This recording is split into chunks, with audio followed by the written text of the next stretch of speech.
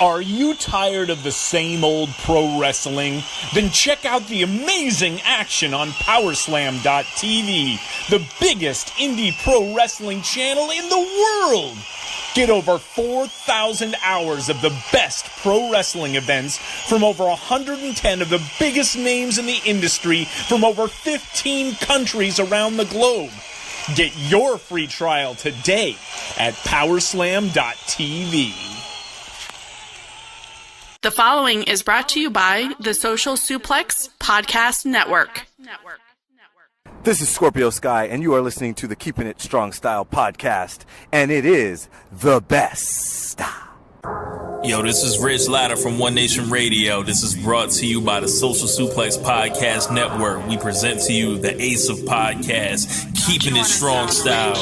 Let's go. It's the Ace of Podcasts, Keepin It Strong Style. Covering New Japan, they ready to hold it down. Jeremy, Donovan, and the young boy Josh. Come and hit a job out and bury all the frauds. From the Tokyo Dome over to the G1. Social Suplex is the network where we can get it done. I'ma chill and let them have it, cause this is just an intro. Keeping the strong style, 6 stars from the get-go, boy. Yeah, from Tampa Bay to the Tokyo Dome, this is Keeping It Strong Style with your hosts, Jeremy Donovan and the young boy Joshua Smith. And thank you for listening. Welcome to Keeping It Strong Style, the ace of podcasts on the Social Suplex Podcast Network.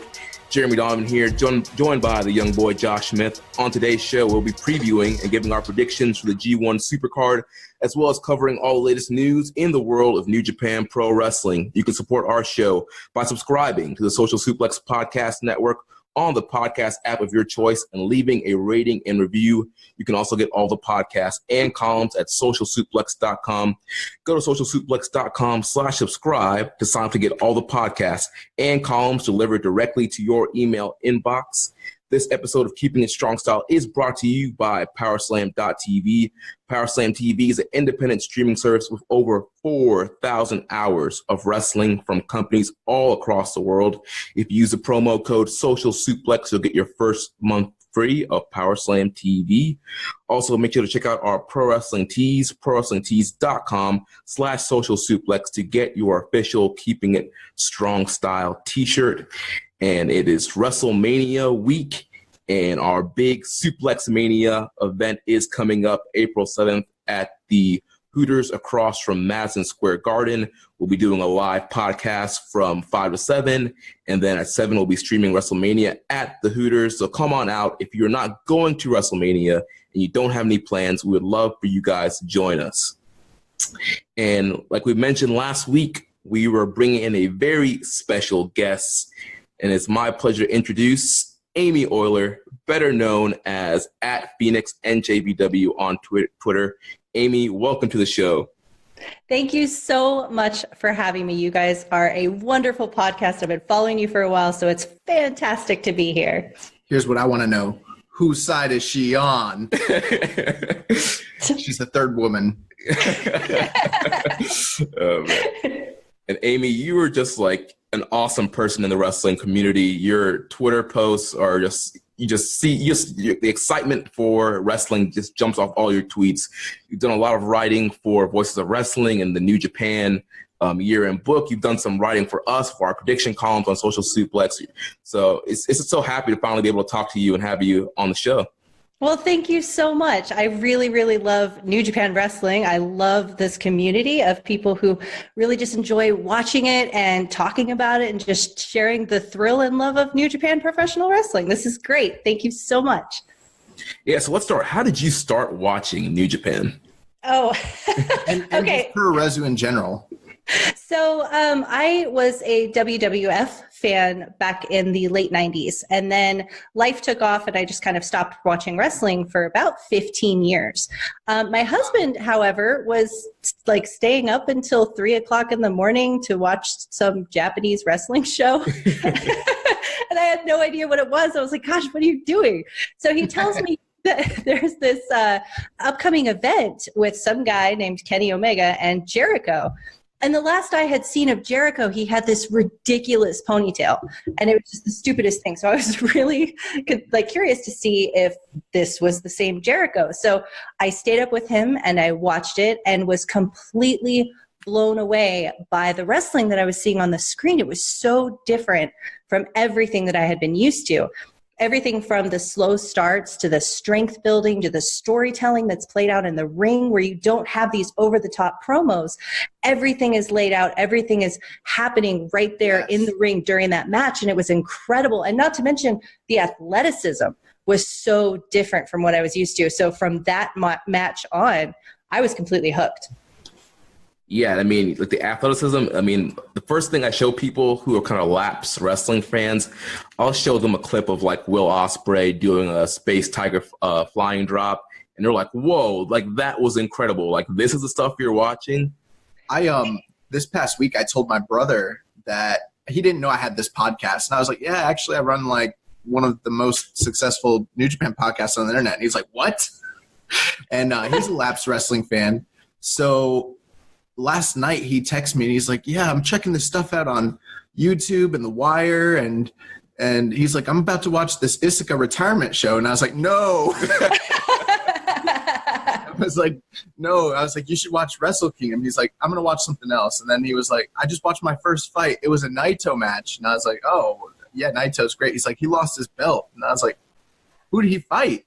He's like, some young built guy. He's Japanese. He hit him with double knees to pin him. I was like, oh, Ibushi? You watched the Kota Ibushi match? He's like, yeah. He's like, the game's really changed.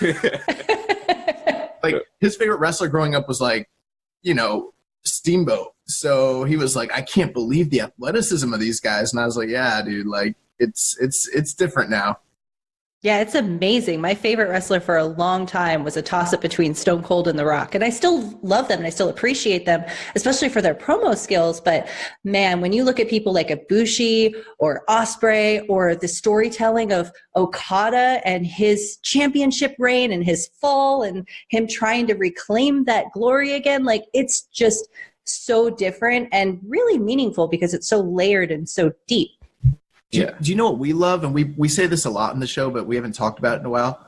One thing that me and Jeremy like wind up talking about a lot is how we appreciate not only the big stars, but guys that don't matter as much.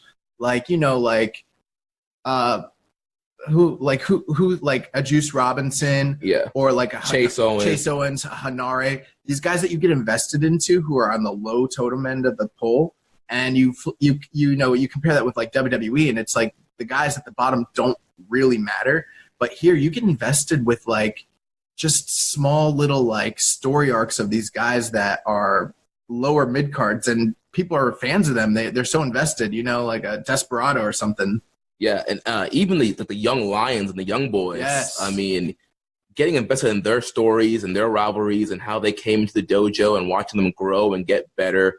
You know, they did that Young Lions Cup in December of 2017 when we started the show. Love that. And it was just so great, like showing off like all the young lions and what they're capable of. Yeah, actually, one of the people that I'm really excited about watching this year is Shota Umino and also Ren Narita. It's been really great watching these people go through the Young Lion system and come up and really start to care about them. I was thrilled when we saw Shota in the New Japan Cup this year because you can really see how much stock New Japan puts behind him. And also, he and Ren Narita both having singles matches in Honor Rising. This is my first time following Young Lions, so I'm really excited to see if they go on excursion or if they just jump right into New Japan's roster. But it's really fun watching these people and their incredible talent get showcased on the New Japan stage. My problem is that they keep putting Red Shoes in there to officiate Umino's matches. You know, nepotism's got to play into that for sure. Actually, Kevin Kelly mentioned that. I think it was on air during the New Japan Cup, and he was talking about how he had talked with Red Shoes and was like, hey, so what was it like, you know, refereeing your son's match? And he was saying how he treated it like every other match, but he couldn't wait for it to be over because he was still nervous about it. And he had asked him how his son had done, and he was like, he was okay. So, yeah, I mean, Umino had one of the best matches of the New Japan Cup with Tanahashi. I adore that match. Yeah, it's just incredible to see him get the opportunity to wrestle guys like Tanahashi and some of these upper card guys. It just makes you think that he's going to be primed for excursion soon. Oh, absolutely. I cannot wait to see what his career looks like. So with your husband being a fan, is there any chance that we're going to see him on the Dragon's Den or doing any podcasting with you? Yes, actually, I believe so. We have been doing the Full Gear Challenge with AEW and sort of that journey to get into full gear, and it's kind of like a fitness thing. And because that was kind of his silly joke, but also serious thing, and then it took off into this big thing, we're going to have him on to talk about that. And of course, I think we'll probably have him on to talk about the MSG show and the G1 in Dallas, because we'll be attending both of those too. Awesome. So who is your favorite New Japan Pro wrestler right now? Oh boy. Right now, it would probably be a toss-up between Will Ospreay and Kota Ibushi. Both of them are phenomenal in different ways, but I love the intensity that they both bring. I love the athleticism, and I love the fact that I don't know if the scaffolding is going to be safe in any of their matches. Yeah. What they're going to jump off of. You were probably like completely torn during Wrestle Kingdom then, huh? Oh my gosh, that was the most exciting thing ever. To have Ospreay and Ibushi kick off Wrestle Kingdom? Are you kidding? That was amazing. Yeah, that was incredible. You know, we were at Wrestlemania weekend last year in New Orleans. We were at the Rev Pro show, and there was a multi-man tag match where Ospreay and Ibushi were on opposite teams. And that was the first time that really touched. And it was like, oh my gosh, I hope one day we see these guys go one-on-one. And then fast forward a year later, they're opening Wrestle Kingdom. Oh, man. Let me ask you a quick question, Amy, because those two guys are your favorite wrestlers, and we get this kind of question all the time. Who do you think is more likely, or not more likely, but who do you think will get an IWGP title run first? Will Ospreay or Ibushi? Ibushi, hands down. If yeah, I had him actually slated. I had this like, I'm going to pretend I'm Gato, and I had Ibushi sweeping the G1 this year and sort of having his rematch at the finals with Tanahashi, except this time instead of losing because he's not ready yet, he overcomes his last hurdle and wins. But I think maybe, depending on how MSG goes, that might go to someone else. But I definitely think Ibushi is going to get it before Ospreay. But I do think Ospreay is going to be chasing that title sooner than anyone would have expected this year. Confidence. I like it. So what's your favorite match that you've seen so far? Okada and Omega 4. Hands down. 100%. Absolutely. Yes, yeah. That match is incredible. That match, it won our match of the year in our year-end award for 2018. And I just remember watching that match, just how invested we were in that whole rivalry of Kenny and Okada, and wanting Kenny to win the belt so badly, and just so badly. Yeah. Oh man, it's such a great match. That match was incredible. It was the only time I've ever been brought to tears watching a wrestling match because of how good it was and how invested we were, not only in the storyline, but the match itself, which created its own elevated storyline, and then having the emotional aftermath with these small, subtle things that New Japan does so well, like Kenny Omega seeing the belt that he had fought and trained so hard to get and walking right past it to reconcile with his friends first before getting that belt. And that just, the whole thing was incredible. It's the best wrestling match I've ever seen. Yeah, we we can definitely be like in a like a little bubble with our wrestling fandom, but like you're not going to get a hipster take from this podcast. We're not going to be one of those podcasts, but I don't think it was that. No, it's the best match I've ever seen in my life. Yeah, I don't know how anybody after watching that match could be like, it was okay. It was all right. Like, that match was phenomenal. Like, I've been watching wrestling since I was 4 years old, and like that was hands down the best pro wrestling match that I've watched to date. Off topic, you know what match always brings me like pretty close to tears, and I can't watch it anymore? What? The retirement match, WrestleMania 7. I can't watch it. Everybody's passed away, all the major players from that match. And Like the part where like Gorilla Monsoon's like, she loves him. She's always loved him. And I'm like, Aww, I've never seen that. So now I have to go back and watch that. That's great. And so before we jump into G1 Supercard, we have one more question here. This one comes from our Reddit user Muzza_44, and he wants to know what our top 5 New Japan theme songs are. Oh man. Okay. So I'm going to go number 1 is Osprey, because that song like gets me pumped up every time I hear it. Yeah. Oh, it's so good. It's so good. I listened to it before we started recording this, actually. Awesome. The second one is Naito's theme song, and I cannot hear it without the Naito chants in my head. And if I hear it without it, it doesn't sound right. So it's definitely there. Okada's Rainmaker theme song, it was so great to hear that with him coming back as the Rainmaker. Yeah. Ibushi, you know when you hear a Golden Star theme song that you're going to be in for a treat. Yeah. And of course Suzuki, because who doesn't love singing Kaze Ninare? Yes. Yeah, so for me, my top 5, number 1, I have Kenny Omega. I know technically he's not a New Japan, full-time New Japan person right now. Nah, he's gone, bro. No, he's you need to make peace with this. No, he's still on the website. He has it in his I feel you. I'm with you. Yeah, Kenny's theme song I love, number 1. Number 2 would be Okada's Rainmaker theme. Number 3 for me is Naito. 4 Suzuki, and then number 5 for me is Hiroki Goto. Ooh, like that slow start of his, epic. Yeah, it's so epic, and then it ramps up. That I'm like, all right, let's go. Oh man, that's great.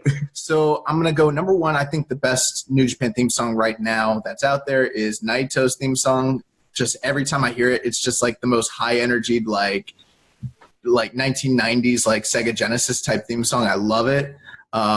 Number 2, Okada's theme song, the Rainmaker theme song. Number 3 would have to be Suzuki. Number 4, kicking it old school, Tiger Mask. Go, go, Tiger. Yes. And then number 5 is Jushin Thunder Liger's theme song, which I freaking love. Yeah, that's another good one. And I've got a few I need to mention because I don't think they count anymore, but like Shinsuke Nakamura's theme song, Shibata's theme song, High Energy, the first Tanahashi theme song. Mm-hmm. Like those 3, like, oh my God. And yeah. Dude, yeah, there's so many good themes. There's so many. So now we're going to jump in our conversation about G1 Supercard. And so before we break this card down, we had a question from Reddit user Asahi Yojimbo. He wants to know, what do we think of Juice Robinson as U.S. champ not having a match at MSG? What do you think about that, Amy? Oh, man. So I was really concerned that that's what they would do. This entire time towards the end of the New Japan Cup, they were talking about how they wanted to do it sooner than Madison Square Gardens, how Juice really wanted to get it done. And I was like, what better way to really solidify yourself as a firm U.S. champion than by defending with a legitimate defense in the U.S., just like how he won the belt in the U.S. And so I'm really actually kind of disappointed that he doesn't have a legitimate title defense at Madison Square Garden. At the same time, the card does look really great, and from the New Japan side, it looks like they've got some really solid title defenses there. So I just hope that they know what they're doing with Juice's U.S. title, because this is the first time I feel like we actually have some legitimacy with it, and I would really like to see that continue. Yeah, it seems like, the whole purpose of the U.S. championship was to be like a main title that would be defended here in the States on all their big shows. Of course, they started it off with Kenny Omega as the first champion, and they switched it over to Jay White, and now Juice has been the champion. There was a Cody stint in between, but you would think with the U.S. title, the sole purpose of it was to be the main belt that's defended in the U.S., that it would have a spot on the Madison Square Garden card. Yeah, I mean, let's be clear here. I think that, and I believe this to be the case, Juice is going to have a match, even if it's in the Rumble. He's going to be on the card, but it is, pretty disappointing that he's not going to have a title defense here. I think that's a good way for them to cover it up with a storyline to say, oh, he was so adamant that he would defend it in Japan. Like, I'm sure Juice Robinson didn't want to defend it in the biggest like U.S. show they've ever done. I'm sure that's real. But, man, it's exactly what you said, Jeremy. Just the fact that this title had a purpose and a designation, and when Kenny had the belt, it felt like that was what it was going to be for. And then we went through the lull periods, and then they put it on Juice, and it felt like we were on our way. And then the G1 happened, and yeah, it's been disheartening. I mean, if I would have booked it, if I was Gato, stealing a line from Amy, I would have had, as much as people were happy for Chase Owens to get the upset during the New Japan Cup, I would have rather had Juice win his first match, then get defeated by Ishii, then had Ishii and him square off for the title in Madison Square Garden. I feel like that would be a better match and something that people, be looking forward to. But now we don't know what Ishii's doing. Now we don't know what Juice is doing, and it kind of sucks, honestly. Yeah, I mean, at the same time, if you would have booked that, then you would have had Ishii as the U.S. champ. There's no way. I mean, I love Juice Robinson, but there's no way that I'm calling him over Ishii. But you do bring up a good point. Where is Ishii in the Madison Square Garden G1 card? I mean, you can't possibly think that he's going to be in the Honor Rumble. I mean, maybe he certainly could be, but he really should have a match. Yeah, he should. I mean, after his amazing performance in the New Japan Cup, being the MVP, having a match with everybody, Yoshihashi, Taichi, Okada, all the guys he faced, like, you would think that they would have a prime spot for him on this card, but I get what, they had to share the card with Ring of Honor guys, and so there's only so much space that they could have booked on this show. Ishii's the Cesaro of New Japan. Yeah, he is. I'm curious, though. They have this Bully Ray Open Challenge situation, and I would hate to see it be Juice challenging Bully Ray with the U.S. title on the line, but maybe. I don't know. That's a possibility. But yeah, let's break this card down, talk about each of the matches, and give our predictions. So the card's going to open up with the 30 entrant Honor Rumble match, which is going to be on the pre-show. And as of right now, the confirmed competitors in this match, we have Jushin Thunder Liger, Kenny King, PJ Black, Beer City Bruiser, Brian Malonis, and Cheeseburger are the confirmed participants.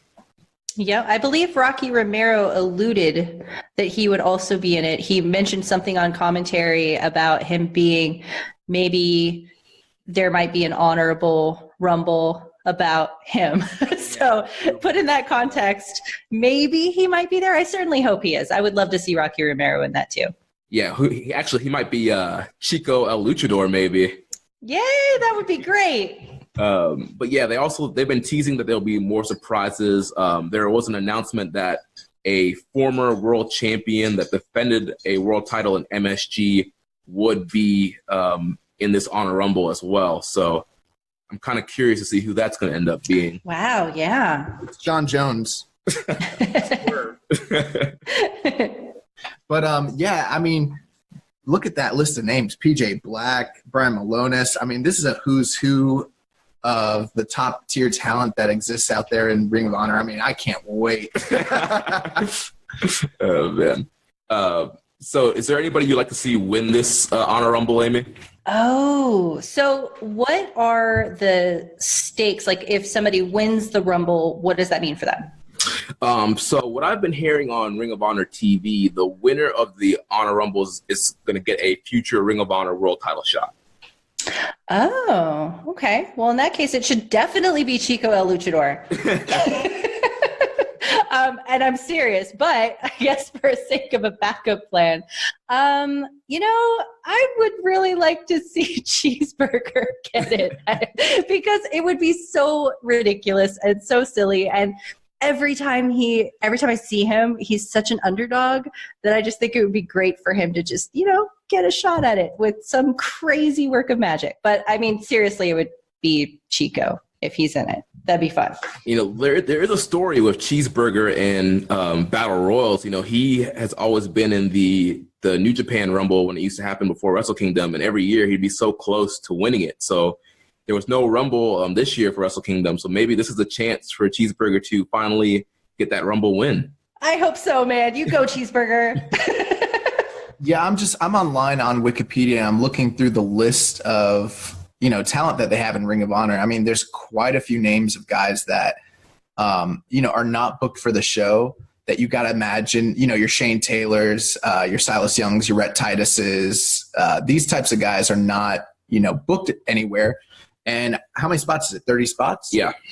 So, I mean, there's a few guys too, like Yano. I know Yano's going to be in town, different people like that. So even though there might be some surprises, I don't think there's a lot of leeway for them to have a ton of guys, kind of show up and surprise, that sort of thing. Yeah.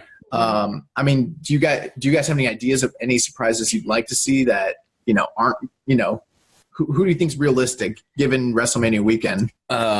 So I don't know if this is really a surprise, but I would love to see Satoshi Kojima be one of the entrants in there and get a little run. Of course.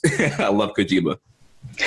I would just really love to see Colt Cabana and Yano. I don't think they have a match on the card, so I assume that they would probably both be in the Honor Rumble. So I would just really hope for some fun interactions with them because their matches during the New Japan Cup were so good. And even though that doesn't necessarily technically count as a surprise, that's really the thing that I'm going to be most looking forward to seeing during that Rumble is Colt Cabana and Toru Yano. There are some people, I don't know how realistic this is, but there's quite a few names of individuals who have affiliations and histories with New Japan that are not signed that will be there that weekend. Shinjiro Otani, Great Muta is going to be in town, Masato Tanaka, Onita. Those are some names that could hypothetically pop up as just surprise entrants, Yeah, that'd be super cool. Yeah, that would be really fun, and a lot of people would love that. But for me, I think that my pick is the obvious pick, and I think it would be the best outcome would be to just go with Liger. He's retiring. Give him a big win in the Garden to start things off. Maybe set him up for a Ring of Honor title shot. I think of all the guys in New Japan, he's somebody that they can draw. He's a proven draw anywhere he goes. So giving him one last Ring of Honor title shot down the road, I think that's something that they could, do big business with, by their standards. And, I would pop super hard if Liger got the win. Yeah, that would be awesome. Liger is definitely somebody that whoever the champion is can beat as a defense, but it'll still be a great match. And yeah, like you mentioned, be a good draw. Oh, absolutely. And we saw that with the junior title match with Ishimori. I've obviously know of Liger, but I don't know, I'm not as familiar with his long history of wrestling. So I would have to go back and watch a lot of his far older matches. But one of the things that really impressed me was how great he is in the ring, how technical, how athletic. He's really awesome. So I think that this would not only be a great nod of respect and honor for Jushin Thunder Liger, but also a setup for a really great match and a great blending of two companies that work so well together. Yeah, definitely. At some point, we're going to do a retro review show. It's in the works. And the idea will be to review older matches from given years. So you'll be on that show, Amy, and I'll make you watch one of his best matches ever, and we'll get some perspective on that down the road. Oh, that would be great. I'm looking forward to it. But Jeremy, who do you see winning this, or who would you like to see? I think I'm also going to go Liger. I think that's the best way to kick the show off. Yes. It's unity. Yeah, it's a credible challenger for whoever the champion might be, whether it's Lethal, Taven, or Skrull, and it's somebody that you can get a great match of, somebody you don't have to worry about, putting over to get the championship. So I think that would make the most sense here. You know how you book it? You have Cheeseburger go to the finals, just like he has for the past few Rambos in New Japan. And then it comes down to him and Liger. And we have a Shotei battle. Yes, because Liger has been training Cheeseburger, and that's his mentor. And Liger taught Cheeseburger the Shotei palm strike. This is what we need in our lives. But oh my gosh, really? Yeah. That's awesome.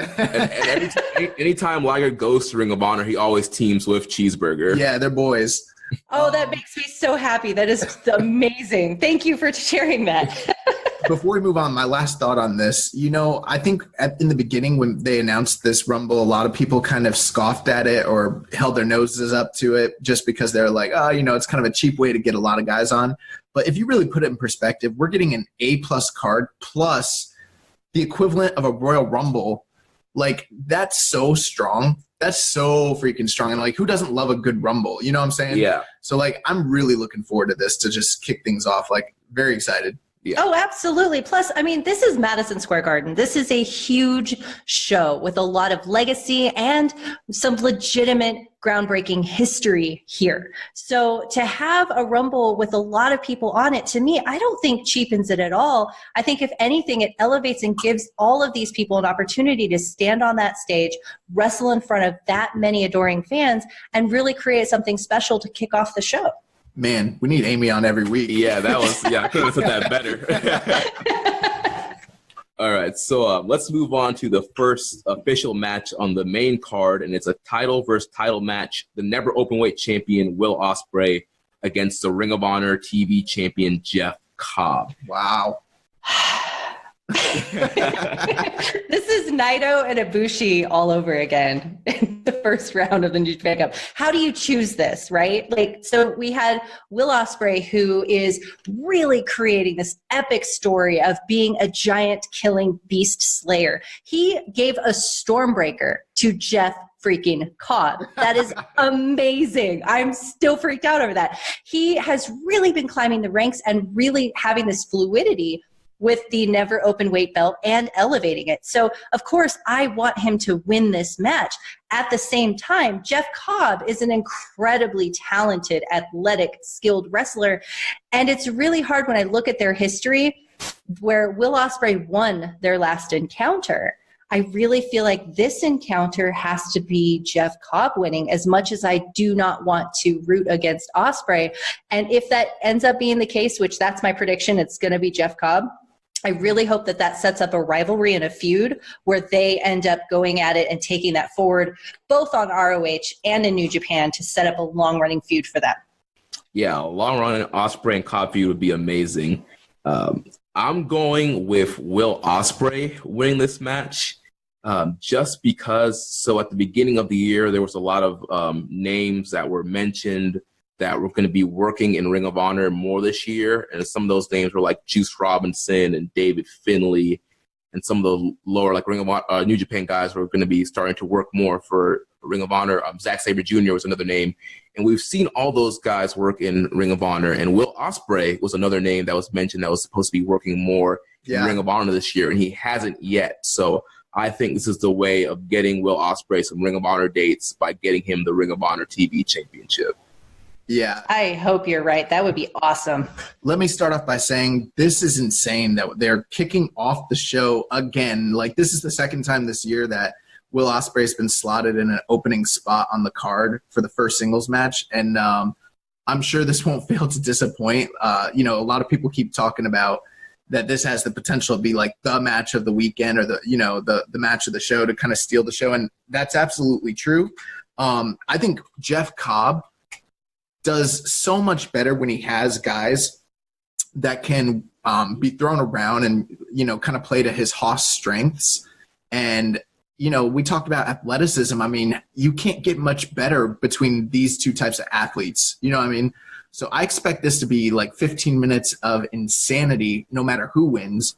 I was going to make a joke about this going to like a double DQ oh, man. Or like a double count out, 1980s style. But, it's hard for me because initially I want to pick against Will Ospreay, but at the same time, like, I did that in January and he proved me wrong.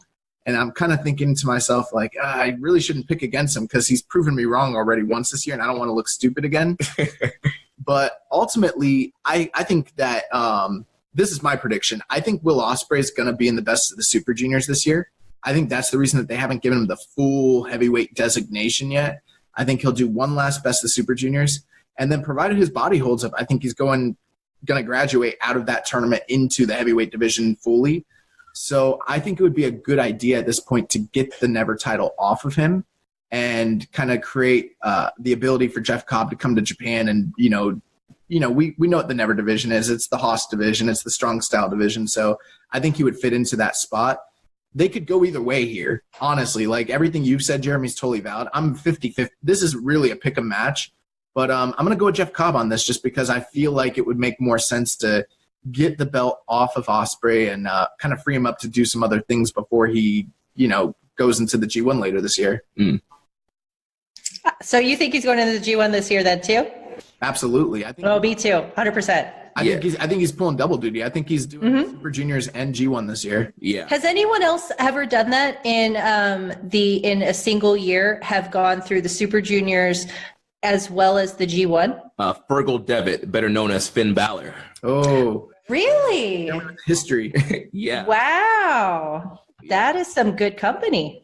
I've got to imagine, I don't know this for sure. I could look it up real quick, but I'm pretty sure Liger did that in 94 or 95 as well. When he went on, or maybe 96, when he went on his heavyweight, bid that, pretty much failed and sucked. But I think he did that too. That is going to be awesome. Regardless of the outcome of this match, I think we're all going to be winners here because this is going to be an incredible match. And I hope that if Ospreay does drop the title to Jeff Cobb, that does end up setting up for a really storied future for him. And I hope that if he ends up taking both titles, how incredible would that be for him to have not only the Never belt, but also the ROH TV champion belt? Either outcome is amazing for him. The other thing to consider is that you got to imagine if Will Ospreay gets the TV title, I would assume, this is just my guesstimation, that he would probably turn around and drop it pretty quickly.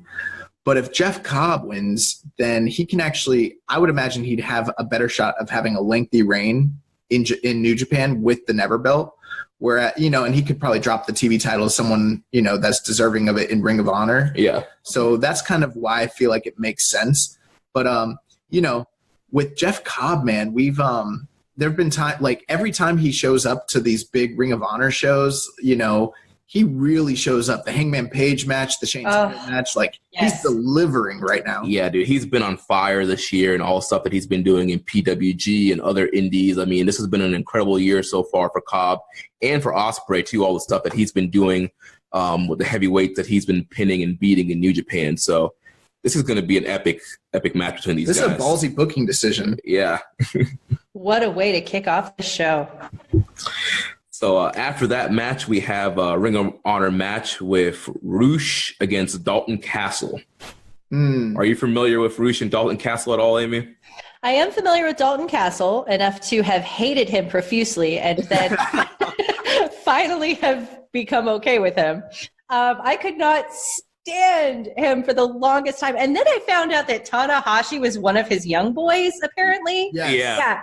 So he stood on him to get into the ring while Tanahashi is fanning him with peacock feathers. Oh my God. Oh my God. I was so offended. That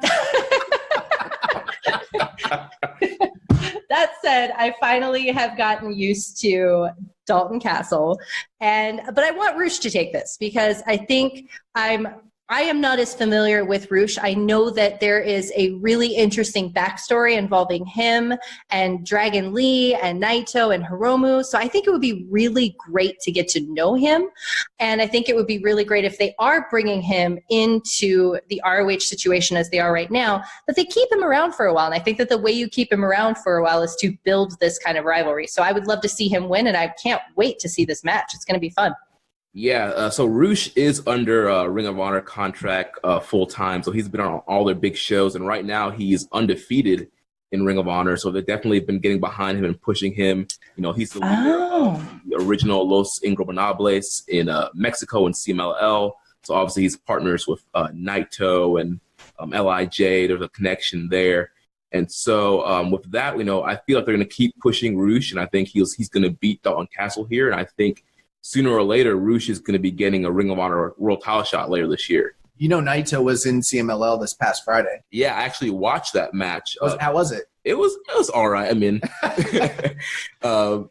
it's so different, seeing Naito go full out heel, like in New Japan, he does do some heelish stuff, but like in Mexico, like he was like full out heel. So before I give my thoughts on this, 2 quick stories. So, Amy, we were talking about Tanahashi before the show started. I wanted to tell you this story because you were sharing with us a story about Tanahashi and getting to see him and stuff like that. So last year, we were at the WrestleCon Super Show, WrestleMania weekend, and he came out.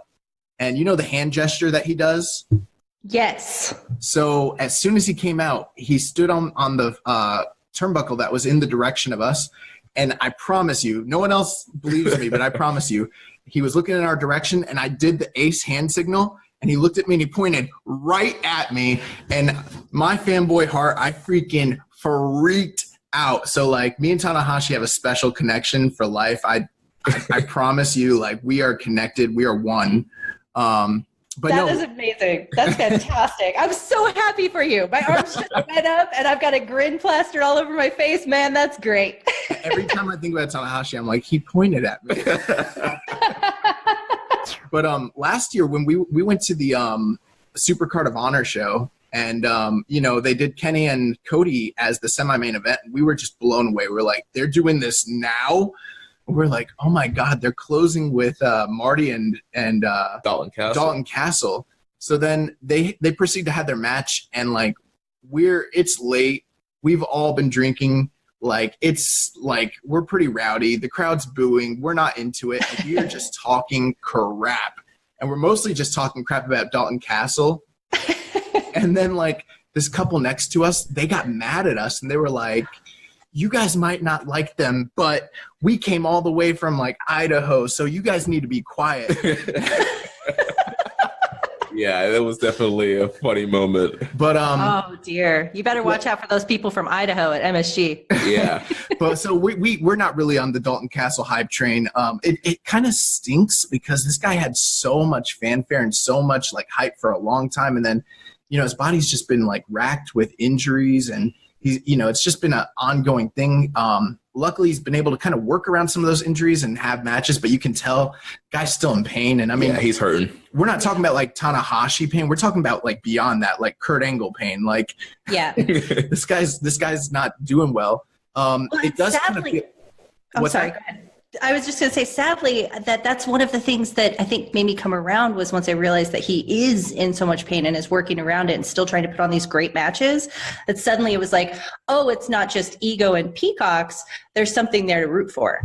Yeah, no, he's a very talented wrestler. And I mean, I've always appreciated his like amateur style and the suplexes he does. And he's got a great gimmick, but they are feeding him to Roosh. I mean, there's no doubt about what is happening here. I think it's a strange matchup. Like there's not a lot of backstory. Yeah, and their styles are kind of. Yeah, I don't know what to expect here from these two guys. But hopefully, I really think it's going to be a showcase for Roosh ultimately.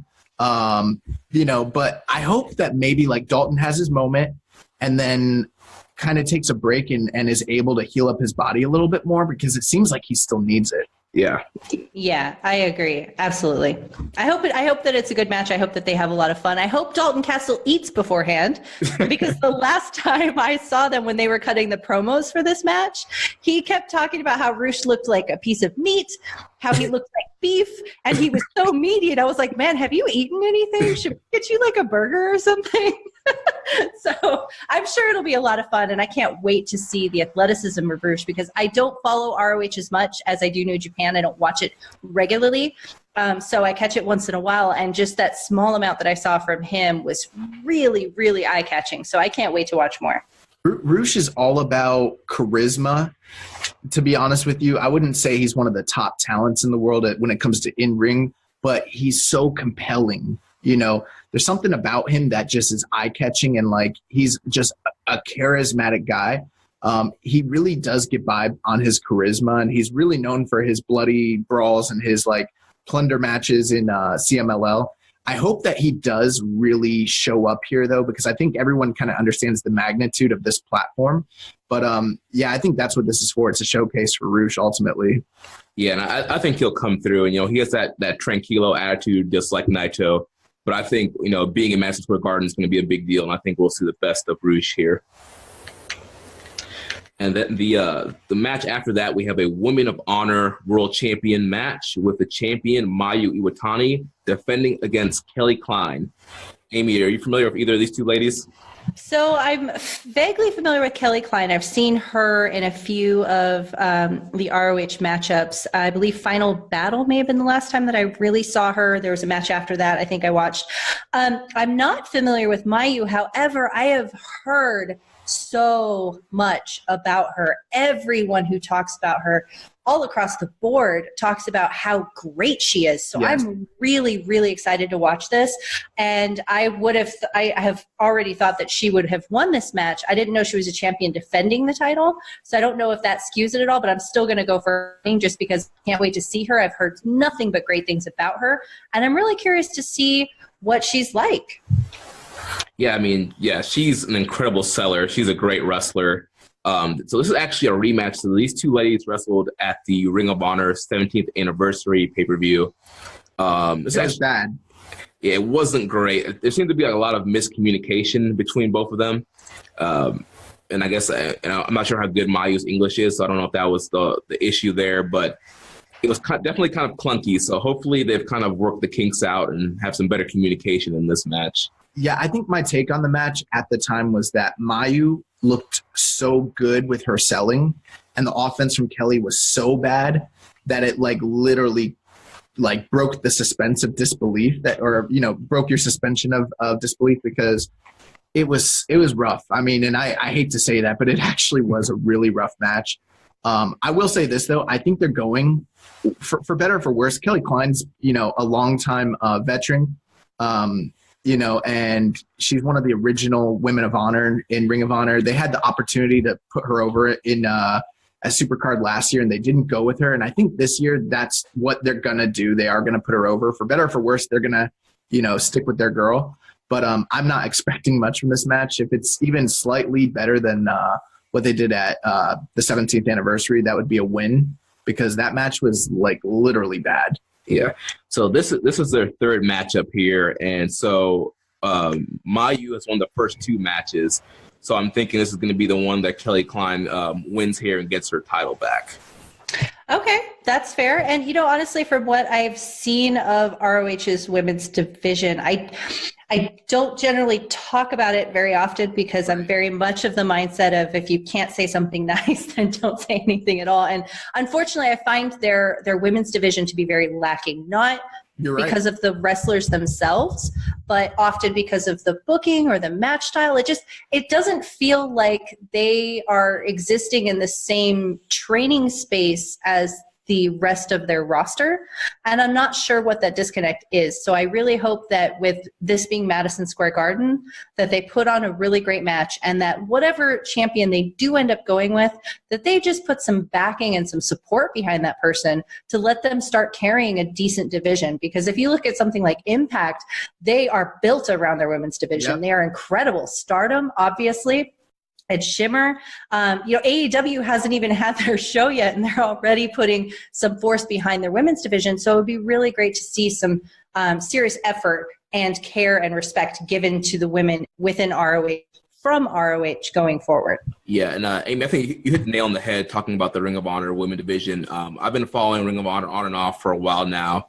And, for a long time, the Women of Honor division was only featured on their YouTube channel. Yep.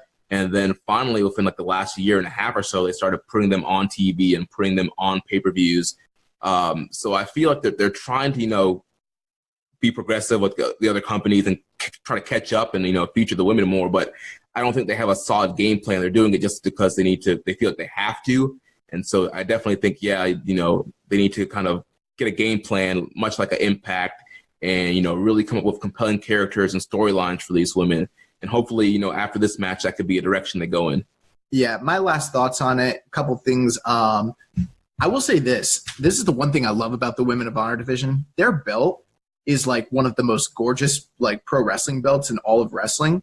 And, I'm not a belt geek carrying belts to shows or anything, but I appreciate the wrestling belt that they have. I mean, it looks way better than the other Ring of Honor titles.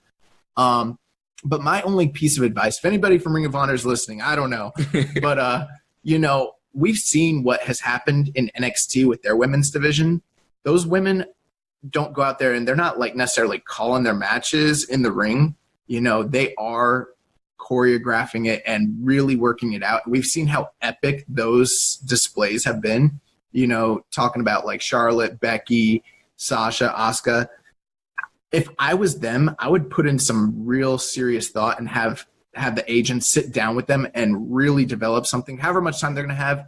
I don't even know. It's a long show, 10 minutes, 12 minutes, but they need to put something together that is not what they did last time, because they're going to have more eyes, more audience on them, and they can dispel everything bad that happened at the 17th anniversary by just having a competent showing here.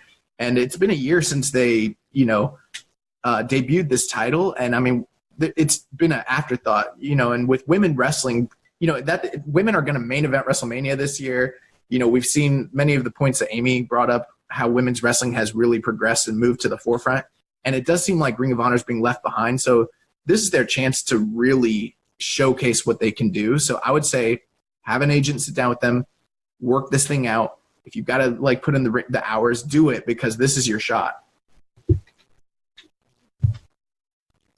Absolutely well said. That I completely agree. They really, really should do that. And, you know, I think the women want it. They clearly want to be there. They clearly want to wrestle. They want to be respected and athletic and go out there and kick ass. I mean, that's what they're training for. So I really hope that given the stage, given the setting, given the environment of legacy and history making, and I know that those are kind of cliche things that get touted around a lot, but in this case, it's true. You brought up women are main eventing WrestleMania. It's WrestleMania weekend. Women are taking center stage in a lot of different areas right now, and I think that they should absolutely give that push, respect, and credence to their women too, for sure.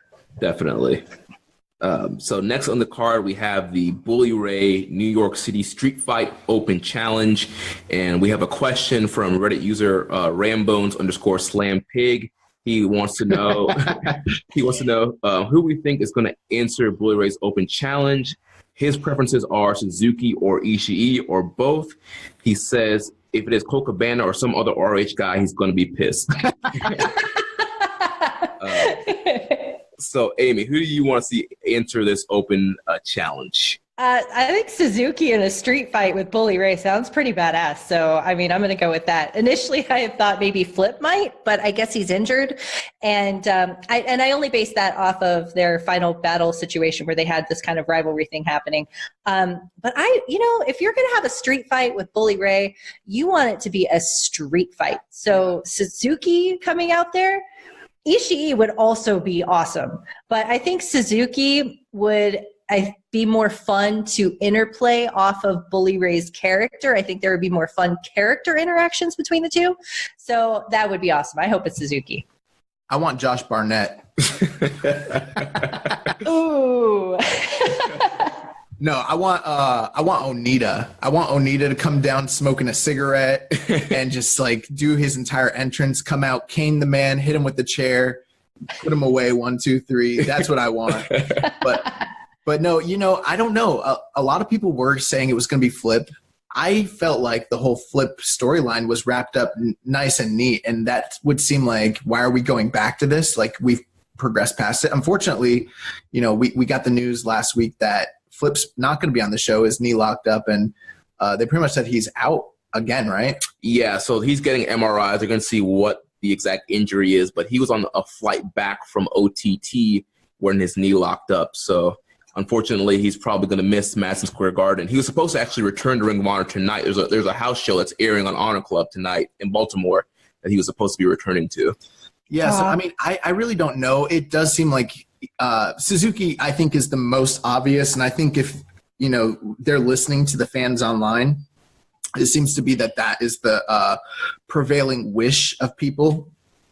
Everybody wants to do the Kaze ni Nare in Madison Square Garden, and I mean, you can just kind of see how it would play out. The fear on Bully Ray's face as, you know, Murder Grandpa comes down the aisle, you know, and then they can brawl in the crowd, and hopefully this last year, that whole segment with Bully Ray was way too long. It killed the show. They didn't need to do it.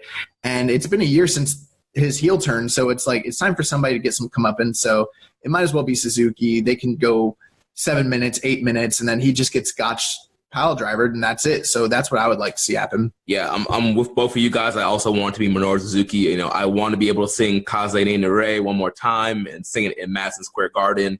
And it would bring me great pleasure to watch Suzuki slap Bully Ray all up and down that ring and oh my gosh, drop him on his head with a gotch pile driver. So yeah, I'm also, you know, hoping that we see, you know, the head honcho of Suzuki-gun taking out Bully Ray. Oh, yeah. Well, and how great would it be for his personal storyline of absolute vengeance right now, too? I mean, we have Suzuki, who was put on the pre-show at Wrestle Kingdom and was justifiably furious about this and has since taken Suzuki-gun on a veritable rampage across all factions, specifically LIJ, but really everyone in New Japan. How great and fitting would it be to have Suzuki come out? We all sing Kaze ni Nare. He comes out against ROH's biggest, meanest bully and bitch slaps him to oblivion, and then he's done. Yes. He comes back to New Japan, and that dude's scary. So yeah, I really hope it's him. That would be fun. I literally couldn't even think of anybody on the Ring of Honor roster right now that's not booked that would be a fitting or appropriate guy to even do this with. So unless it's like someone who's not booked from New Japan or some sort of crazy surprise, obviously he tried to like do the whole like, I'll see you in New York, Punk. Yeah, trying to make it sound like it was going to be CM Punk. Which, that's so stupid. Like, obviously no one's believing that. But unless it's something crazy like that, like if it does end up being anybody from ROH, I too will be, I mean, I'm going to be getting up, going to the bathroom, and you'll see thousands of people literally go to the stands and walk out. So I hope they don't do that. Yeah. Yeah, because that would be your intermission, everybody. If you would like to go to the restroom, grab a beer, get some merch, now is your time. All right, and so now we're getting to the part of the card where business is picking up. And we have the IWGP Junior Heavyweight Championship match. We have the champion, the Bone Soldier, Taiji Ishimori, defending his title against Dragon Lee and Bandito in a triple threat match. And this match is going to be bonkers, off the wall, all the flips, all the high flying, all the diving. It's going to be great. Who you got on this one, Amy? Oh my goodness. Okay, so first of all, this match is going to be amazing. Everybody is going to be flying around the ring. I hope it's bolted to the ground because otherwise I too. However, as for who is winning, this is going to be amazing, and I hope it happens because if it does, I will shriek and cry and everything will be amazing. Dragon Lee wins. Light goes down. Suddenly we hear ticking. We see Daryl. We see Hiromu. Hiromu out to challenge Dragon Lee. Hiromu comes back to the United States, where last year we saw him get injured in his match with Dragon Lee. So to have Dragon Lee take this title and then have Hiromu be his challenger would be absolutely poetic. And what better stage to have Hiromu come back out than Madison Square Garden? Everyone would erupt and you could hear the chants all around the world for him. It would be amazing. I hope that happens. And if not, Bandito wins, it's still going to be a good match. But if Dragon Lee wins, it's got to be Hiromu. I think you're counting out the Bone Soldier. You don't think the champ has a chance of retaining? No. I love the Bone Soldier. I love Ishimori. And if anything, this year has actually really made me respect him a lot more. He's really great to watch. He's really athletic. He's really fast. He's unpredictable. But yeah, no, it's got to be Dragon Lee on this one. Well, I'm right there with you. I think Dragon Lee is going to win this. You know, Dragon Lee's been a guy that's been coming over to New Japan for a few years now, and he's always chased the junior title, but has never been successful in getting it. So I think this is a great stage to put the title on Dragon Lee finally, and then, just like you said, Amy, you have Hiromu come back and you set up that rivalry, and then, you know, opening night of the Best of the Super Juniors, you run Hiromu versus Dragon Lee, and then eventually you get a title match maybe at Dominion with Dragon Lee and Hiromu. Oh, that would be amazing. Yeah, I hadn't really considered the whole thing with Hiromu coming back. I think that would be an incredible booking decision, but I kind of have put Hiromu's return in the back of my mind because we were talking about it for so long here on the podcast, speculating it was going to be at the anniversary show, and then it never panned out. And so I was just like, man, like I was disappointed. So I'm not even going to hope for it. I do know Madison Square Garden is an arena, and this is a historic show where you would want to create a moment like that. So if they decide to do that, you know, by all means, I'm with it. I'm completely there for it. But I will say this. I don't know how much without that booking decision being in play, if Hiromu wasn't going to be there and he doesn't make his return, I don't know how beneficial it is from a storyline perspective. It would be to put the title on Bandito, or it would be to put it on Dragon Lee. So my official prediction is to go with Ishimori, barring, you know, the return of Hiromu. That's what I think makes the most sense. I really don't. The title is important here, but it's kind of secondary in the fact that this is a dream match between, you know, all these international superstars just sharing the stage together. And I think the real prize is them getting to showcase their talent and abilities on this show. And so win, lose, or draw, these guys don't have to win the title. It's really about the display of athleticism that they're going to have. So that's kind of why I'm going with Ishimori to kind of, you know, take the title into the best of the Super Juniors this year. But if Dragon Lee does win, then you got to imagine Hiromu's going to be there. Absolutely. And I absolutely understand where you're coming from. And even if Dragon Lee were to win, I almost hate to anticipate that so much, because then I would be disappointed. Even if they were going to set up a future rivalry at the debut of the best of the Super Juniors instead of at Madison Square Gardens, you wouldn't want to be disappointed. So I think that's a very fair point. But I also think it's a very fair point that really this is an exhibition of some of the brightest talents around the world. And how incredible is this match going to be able to experience that, especially live in the arena. It's going to be amazing. So yeah, I absolutely agree. That's beautifully stated.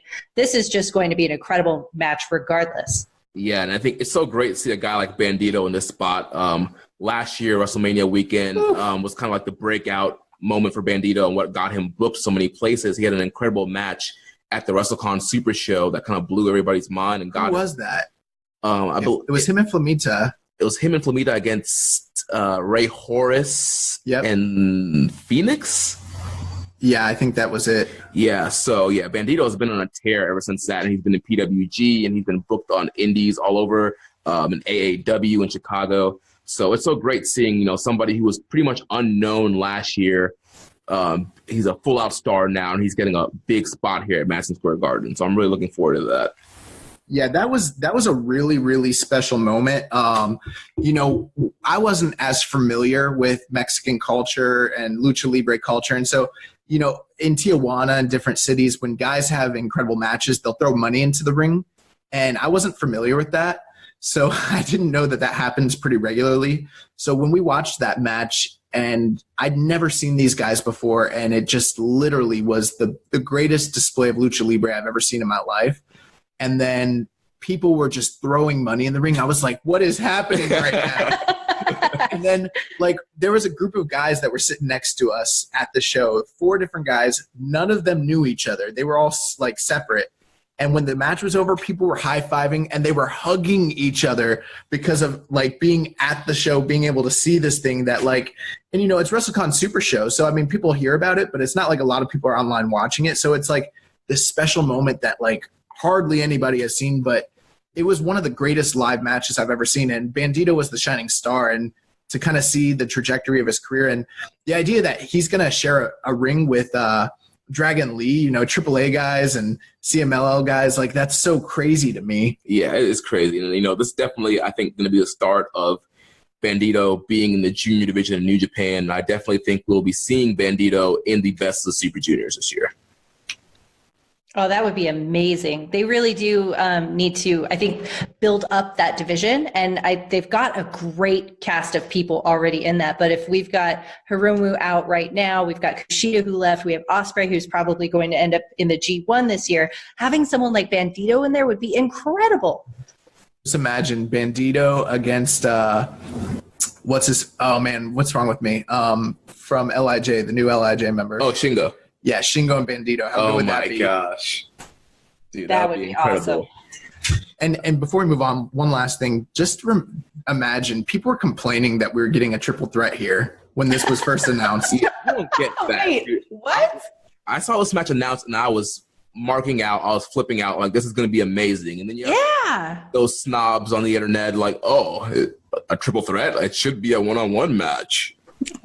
We can't enjoy things. Right.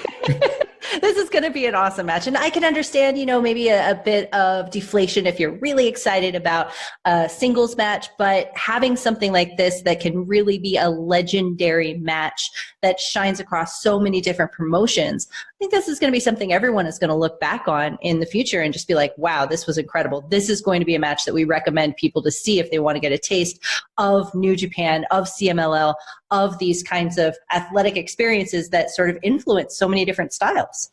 Yeah, definitely. So up next, we have another title versus title match with both belts on the line, the IWGP tag titles and the Ring of Honor World Tag titles on the line. We have the IWGP Tag Team Champions, the Guerrillas of Destiny, Tama Tonga and Tangaloa, the ROH Tag Champions, Villain Enterprises of PCO and Brody King. We have Mark and Jay, the Briscoe brothers, and then we have Evil and Sonata from LIJ.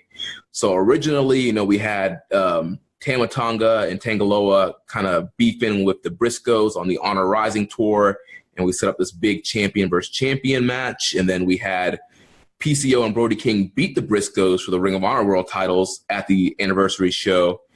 And then Evil and Sonata just came out of nowhere. Yeah.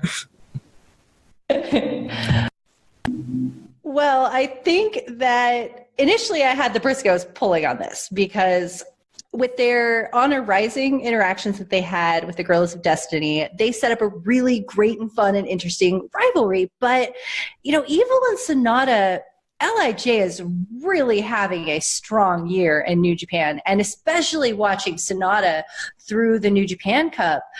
I mean, I feel that both Evil and Sonata individually are very strong right now, and I feel like they should get this win. So I think I'm actually going to change my initial booking to Evil and Sonata on this. When we were running through this on the Dragon's Den Wrestling podcast, I had chosen the Briscoes. I think I'm going to change this over to Evil and Sonata, though. I think that they definitely should have a shot at this, and I think it would build up some interesting rivalries going forward on both shows. Yeah, right now I'm kind of stuck in between two teams. So I'm stuck in between Guerrillas of Destiny and Evil and Sonata. Just kind of thinking, what would be kind of beneficial to both organizations. And I think, Ring of Honor could always, use Japanese talents on their cards to pop attendance. So having Evil and Sonata or GOD on as their champions would be great for their business. And when you look at Evil and Sonata, LIJ is super popular in the States, and they are really popular with the Ring of Honor crowd. So I could see, Evil and Sonata getting the Ring of Honor titles, and then also getting the IWGP titles, and you kind of put them back in the tag division until it's G1 time. But I'm not sure if they want to put the belts on them going into G1. So that makes me lean more towards Tama Tonga and Tangaloa. And you kind of have this Bullet Club history in Ring of Honor.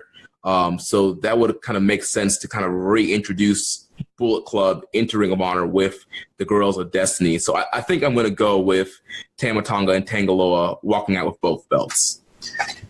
Yeah, so from my perspective, it kind of does, even though they've just recently introduced Brody King and PCO to their tag division in Ring of Honor, the Ring of Honor tag division is kind of lost right now. It sort of feels like the Briscoes are, alone. They lost War Machine the last couple of years. They lost Best Friends, Young Bucks. So, there's a lack of competition over there. And then, we've had our criticisms of New Japan's tag division for years now. So it's a very similar situation. With that being said, I can't imagine any straight up tag matches that would have been appealing to me here. You know what I mean? Like, because of the way that these divisions have been booked, it's not like Briscoes against any of these teams is really a dream match to me. So I did see people complaining it'd be a 4-way, but to me it's like, well, we got a lot of people that need to be on the show. They might as well just throw them all in there. So I'm kind of actually happy. I think it makes the match better that we're getting the 4-way the way we are. And what I've got to imagine is that they probably will end up going with Sonata and Evil for the same reasons that you guys have mentioned, just that They're popular in the States. They've done the Briscoes having the IWGP titles before.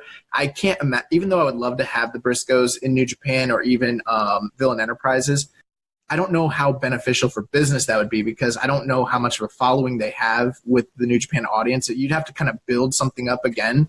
And I don't know if they'll even get over. You know what I mean? Right. So with that being said, Sonata and Evil already have a huge following. They're on almost every international show that they do when they bring over the New Japan guys. So that to me makes the most sense, and it would send the fans home happy. And so the same way I picked a Ring of Honor a guy to beat Will Ospreay in the beginning to get both titles, I'm going to pick a New Japan team to kind of even it out. So I'm going with Evil and Sonata here.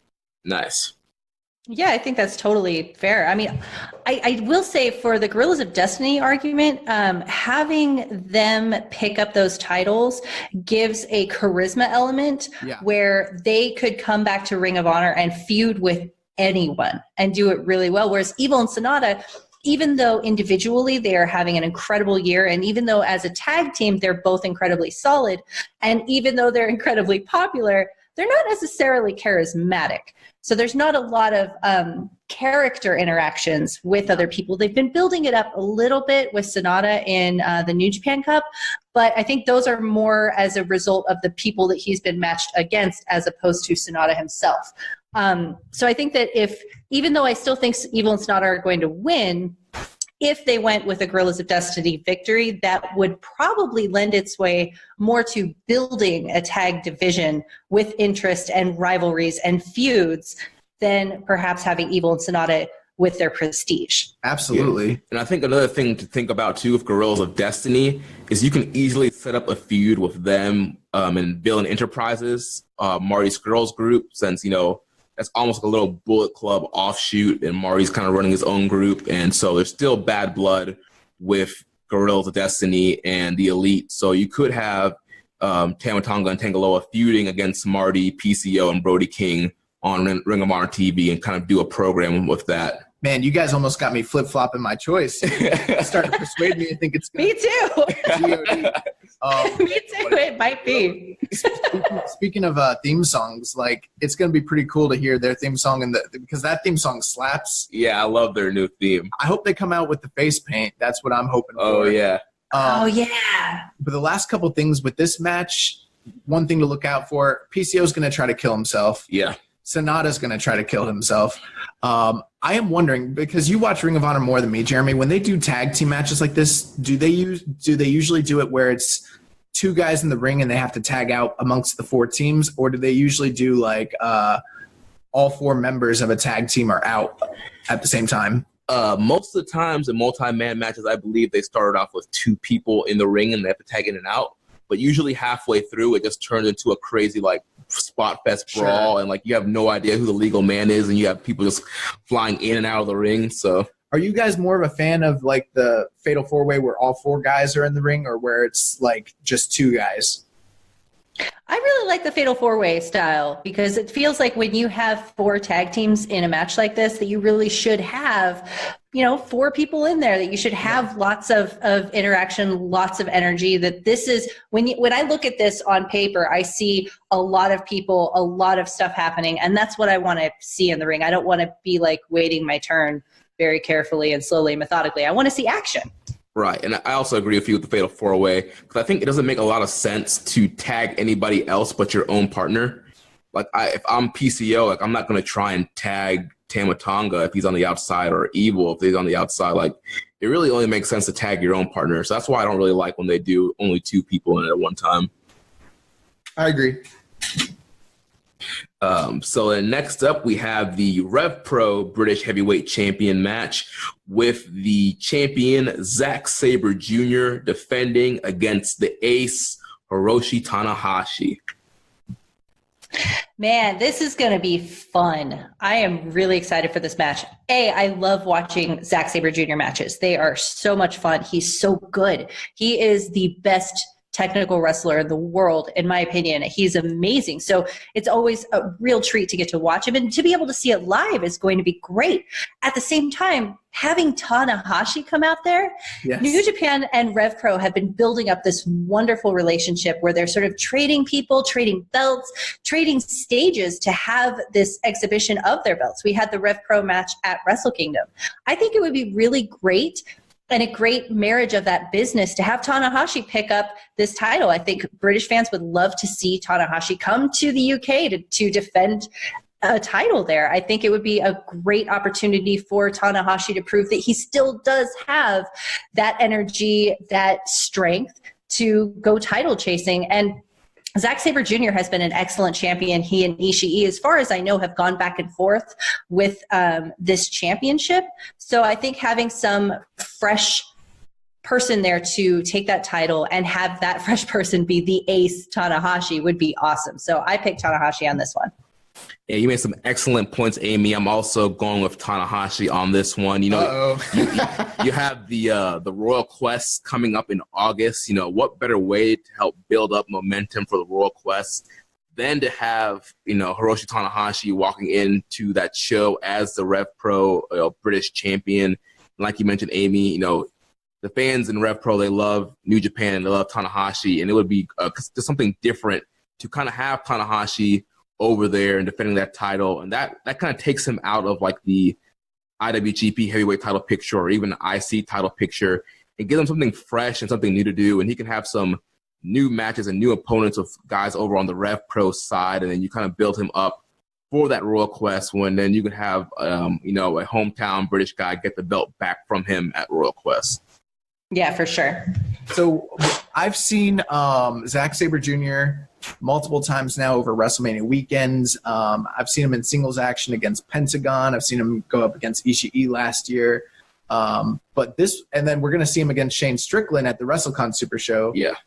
That's going to be Shane Strickland's last singles match on the Indies, where he goes wherever he's going, probably WWE. Yeah. But I've seen Tanahashi several times, but never in a singles match. So like, the idea to see him fight for a major title in Madison Square Garden against one of the best technical wrestlers, not just of today, but of all time, man, they're giving us a big time match. Like, I know a lot of people are wondering, you know, with this card being sold out, what kind of quality or caliber of show we're getting. And it's like, we're getting Wrestle Kingdom level caliber matches. Like, I'm so excited to see Zack Sabre and Tanahashi lock it up. And I've got to go. I actually think it makes sense for them to have Zack retain, but I think the Ace of the Universe is riding. I rode with him during Wrestle Kingdom. I picked him over Kenny Omega, and I can't pick against Tanahashi for this one reason. I want Tanahashi and Pac. Oh, wow. Yes, dude, that would be incredible. I want it. We got to have it. So I'm riding with Tanahashi. Go Ace. High five flow. 1, 2, 3. Here we go. Go Ace. That would be amazing. And, you know, you'll be able to tell as soon as he comes out because Tanahashi has very big indicators with his hair. Every single time he comes out, if he's got his hair up in a ponytail, that's Ace winning Tanahashi. If he's got his hair down, it doesn't happen. And I've tested this. Oh my gosh, I have tested this so many times. I think around the time of the G1 final last year, and Chen and I, we were like edge to our seat, like, what kind of hair is he going to have? Because it holds up. If he's got a ponytail, he's winning. So I'm hoping for ponytail Tana this time. Nice. The only thing that makes me think that maybe Tanahashi wouldn't win is because even though they have this great working relationship, the political climate with wrestling right now is so up in the air, and like there's guys wrestling like Pac, for instance. Yeah, a lot of guys wrestling for for Rev Pro that like are also tied to like AEW and other companies like that, and so it might be a political mess to have Tanahashi win. But I also got to think like they love trying to elevate their belt by putting it on top stars from Japan. They did it with Ishii. They did it with Suzuki. Yeah. So it would make sense to like have that. I mean, what better way can you have to like add legitimacy to your title than to put it on Tanahashi? You know what I mean? And like you said, Jeremy, to give him new matches, new things to do. And I think if he wins, then that sets up a G1 match down the line for them, maybe even a title rematch. Like we might be seeing like the genesis of like a low key like feud of the year right here. So I'm very excited. Yeah, this is going to be great. Oh, that would be great. I just want to know if Taka is going to come out and say, "Who are you?" to Tanahashi. Oh, dude, I love the Taka Michinoku intro that he does with Sabre, and I hope that he is there. I believe Taka is going to be in town, so he will be. Yeah, he's wrestling some matches for the collective, so nice. So hopefully we're getting that Taka Sabre introduction, and asking who are you, and asking us in Japanese who we think is going to win. And Tanahashi, come on over here. Yeah. Oh, man, it's going to be so good. I can't wait. Yeah, it's going to be awesome. Speaking of awesome, the next match is the IWGP Intercontinental Championship match with the champion Tetsuya Naito defending against the challenger, the Golden Star, Kota Ibushi. And we have a question from Rambone Slam Pig on Reddit. He wants to know, why do Ibushi and Naito hate their necks so much? And do you think this match is going to steal the show? Yes and yes. First of all, why do they keep doing this to us? How are we supposed to choose between Naito and Ibushi? Like, oh my gosh. Second of all, of course, their necks. I mean, this is going to be a battle of the necks. I was wondering, after Ibushi had gotten injured at Wrestle Kingdom, and Naito and Taichi had this match where they were going after each other's necks constantly. They were pile driving each other onto tables. They were kicking each other into their necks. They were landing on their neck for whatever reason. And I was wondering if it was because they just missed Kota, that he wasn't there. So they just decided to pretend like he was. Kota Ibushi is interesting too because he takes these what I call Kota bumps, which is where he doesn't move and he lands on his neck for literally no reason other than just to land on his neck. Yes. So I fully expect that these guys, they both have a ridiculous amount of intensity.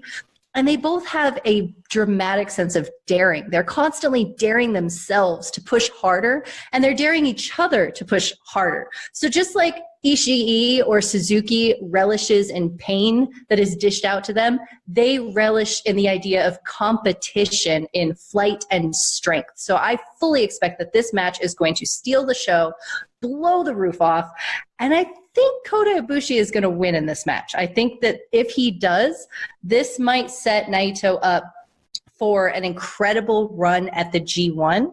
And we might even see Naito in a position to go after the IWGP title again. I mean, I rewatched Wrestle Kingdom 12, and the crowd was so on fire for Naito to get that title. And they just didn't run with it for some inexplicable reason. And I think that now would be a fantastic time to do that. He's had the IC belt for a while. He's had some solid defenses with it. Kota Ibushi just committed to New Japan for 2 years. So having him run the ranks of the titles and carry these titles up and higher would be great. So I would love to see Kota pull this, but either way, it's going to be an amazing match, and we're all winners for watching it. Yeah, definitely. Ibushi versus Naito was, personally my favorite match of the New Japan Cup, and I thought it was the best match of the whole tournament. Underrated. Yeah, I think it's a very underrated match, and I'm really looking forward to this match. And I'm also going with Kota Ibushi here. They've been doing a great job telling the story of Kota Ibushi and what he thinks about the IC title, and he really admires the former champions like Shinsuke Nakamura and Hiroshi Tanahashi, and he sees both of those guys as, his role models and guys he's always looked up to, and he wants to, be a champion like both of those guys. And so I think it makes a lot of sense. You put that IC belt on Kota Ibushi, and that allows you to kind of get Naito back on track into the heavyweight division. And like you mentioned, Amy, you can have Naito get a run in the G1, potentially win the G1, and then you can run back Naito and Okada for the IWGP title at Wrestle Kingdom. Yeah, it is. It's going to be such a privilege and such an honor to see these two guys lock it up and do battle in Madison Square Garden. I know, fans of New Japan Pro Wrestling have been, critical for a long time about how often these guys have come to the States, and we haven't seen any big Japanese versus Japanese singles matches, whether it was at, the Long Beach shows or what have you. So the fact that we're getting this match, this, again, is another Wrestle Kingdom or Dominion level quality match. And it is my most anticipated match for the entire show. And not to say I'm not excited for other stuff, but man, like, we're going to see Ibushi and Naito on U.S. soil. Like, that's freaking insane. Yeah, this is going to be incredible. Yeah. And it's so interesting. Just like Amy was saying, like, how can you pick between these two guys? Both guys are kind of at a crossroads. People keep wondering with Naito when he's going to get back in the IWGP title picture. And then you have Ibushi resigning, and he hasn't had the most stellar, win-loss record since he returned this past year. And so you've got to imagine, like, it's like a crossroads match. Like, who's going to take the win here? And I think that part of me is like, no, they're not going to switch another title, because if our predictions are right, they're switching like all the belts so far. Yeah. But on big shows like Dominion and Wrestle Kingdom, that is what they tend to do. So I think that they're going to do another title switch here. And I think Kota Ibushi's walking away with the white strap.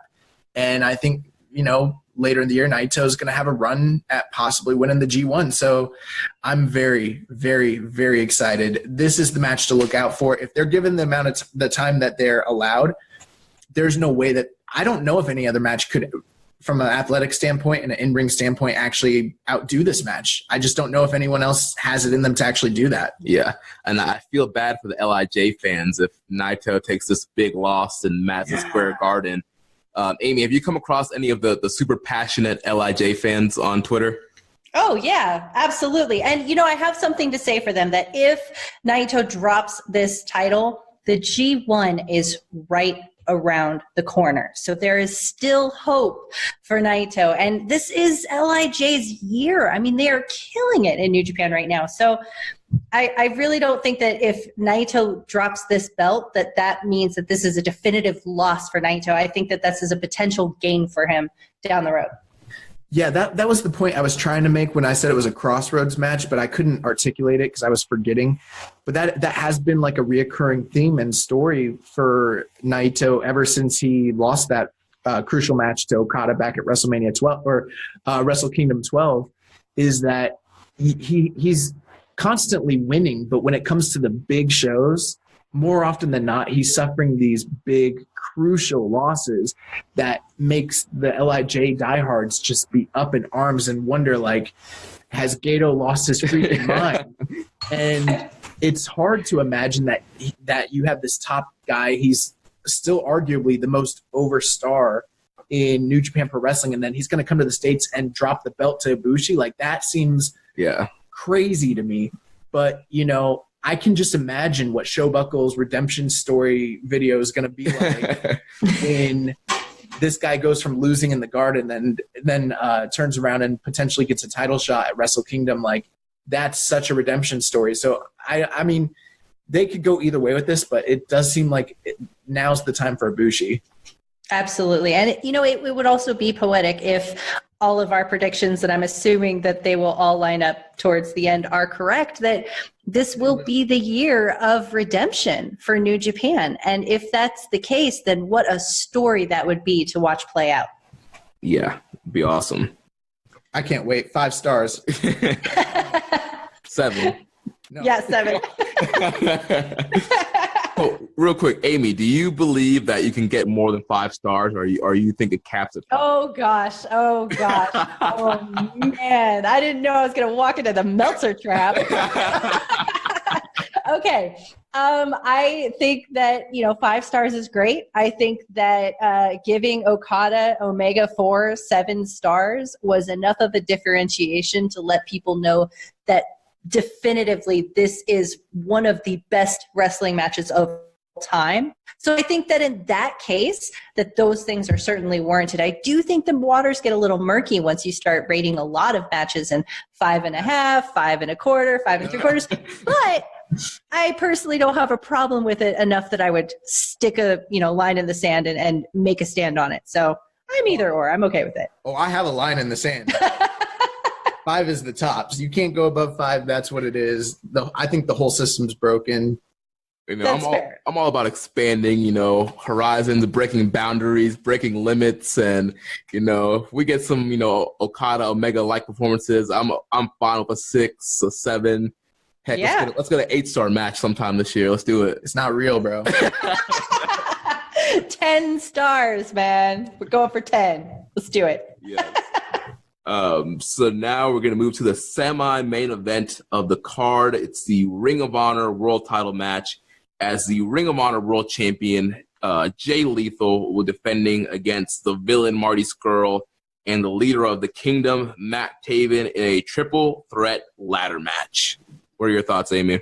All right. So Jay Lethal is synonymous to me to the ROH World Title. I don't know how long he's been champion, but every time I think of who the champion is, to me, it's always Jay Lethal. So he needs to have some new challenges. Marty Scurll, we're not really sure what his plans are. I mean, there's a lot of rumblings that have been going around for months that his contract is up in April. And of course, will he join AEW? Will he go to NXT? Will he stay in ROH? We don't really know what his plans are. So I think it's difficult to really drop a confident statement for Marty Scurll. That said, I hate Matt Taven. I cannot stand Matt Taven. Every time he comes out, he's like, I'm Matt Taven. I keep thinking of that South Park movie where Matt Damon keeps saying his name over and over again. Team America. Yes. And I went through and like made this huge list of words that rhyme with Matt Taven. So I called him like Rat Craven for a while. But all of that said, I think Matt Taven ends up taking this title because I know. And I agree. Man, how could you possibly say that? Here's why.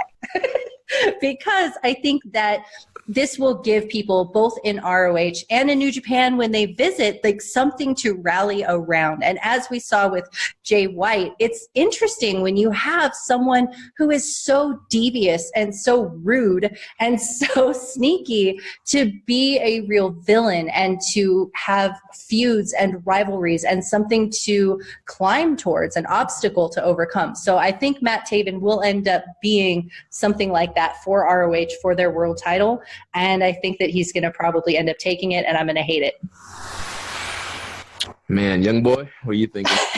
Well, I got to say, I think that the idea that this is going to be a triple threat ladder match is pretty significant, because if you think about the history of WrestleMania weekend and Madison Square Garden and ladder matches, your mind immediately goes to WrestleMania 10, Shawn and Razor in the Garden. Mm-hmm. And that's like such a historic thing and so lofty. So the idea that an outside company is showing up on McMahon's turf and putting on a pretty significant title match with the ladders involved, like, that's going to be incredible.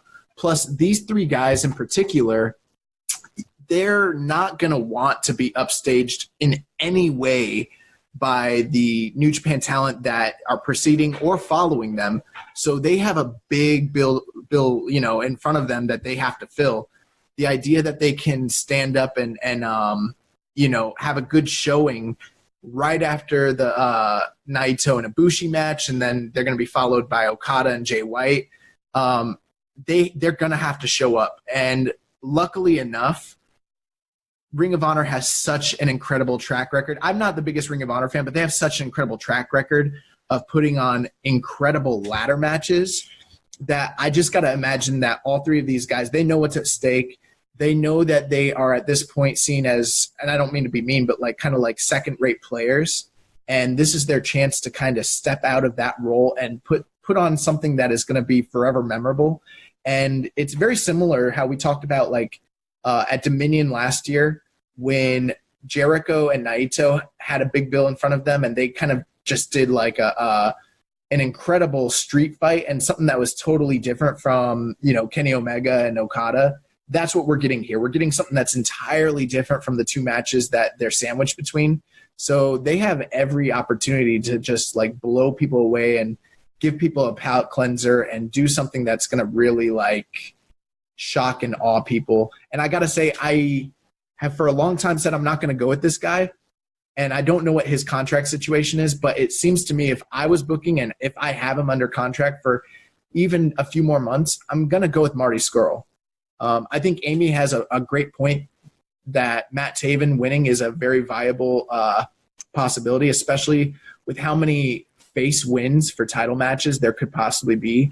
You got to imagine that some heel will win, but at the same time, I'm like, well, Marty's the guy with the juice. He's the guy that the fans want to see. You want to bolster ticket sales. You want to bolster, drawing ability.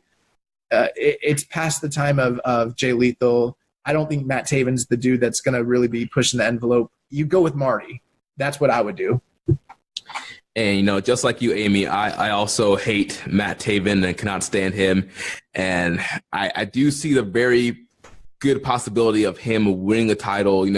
The whole storyline in Ring of Honor is that there's a conspiracy against him and the Kingdom, and that Ring of Honor management always screws them out of title shots and opportunities.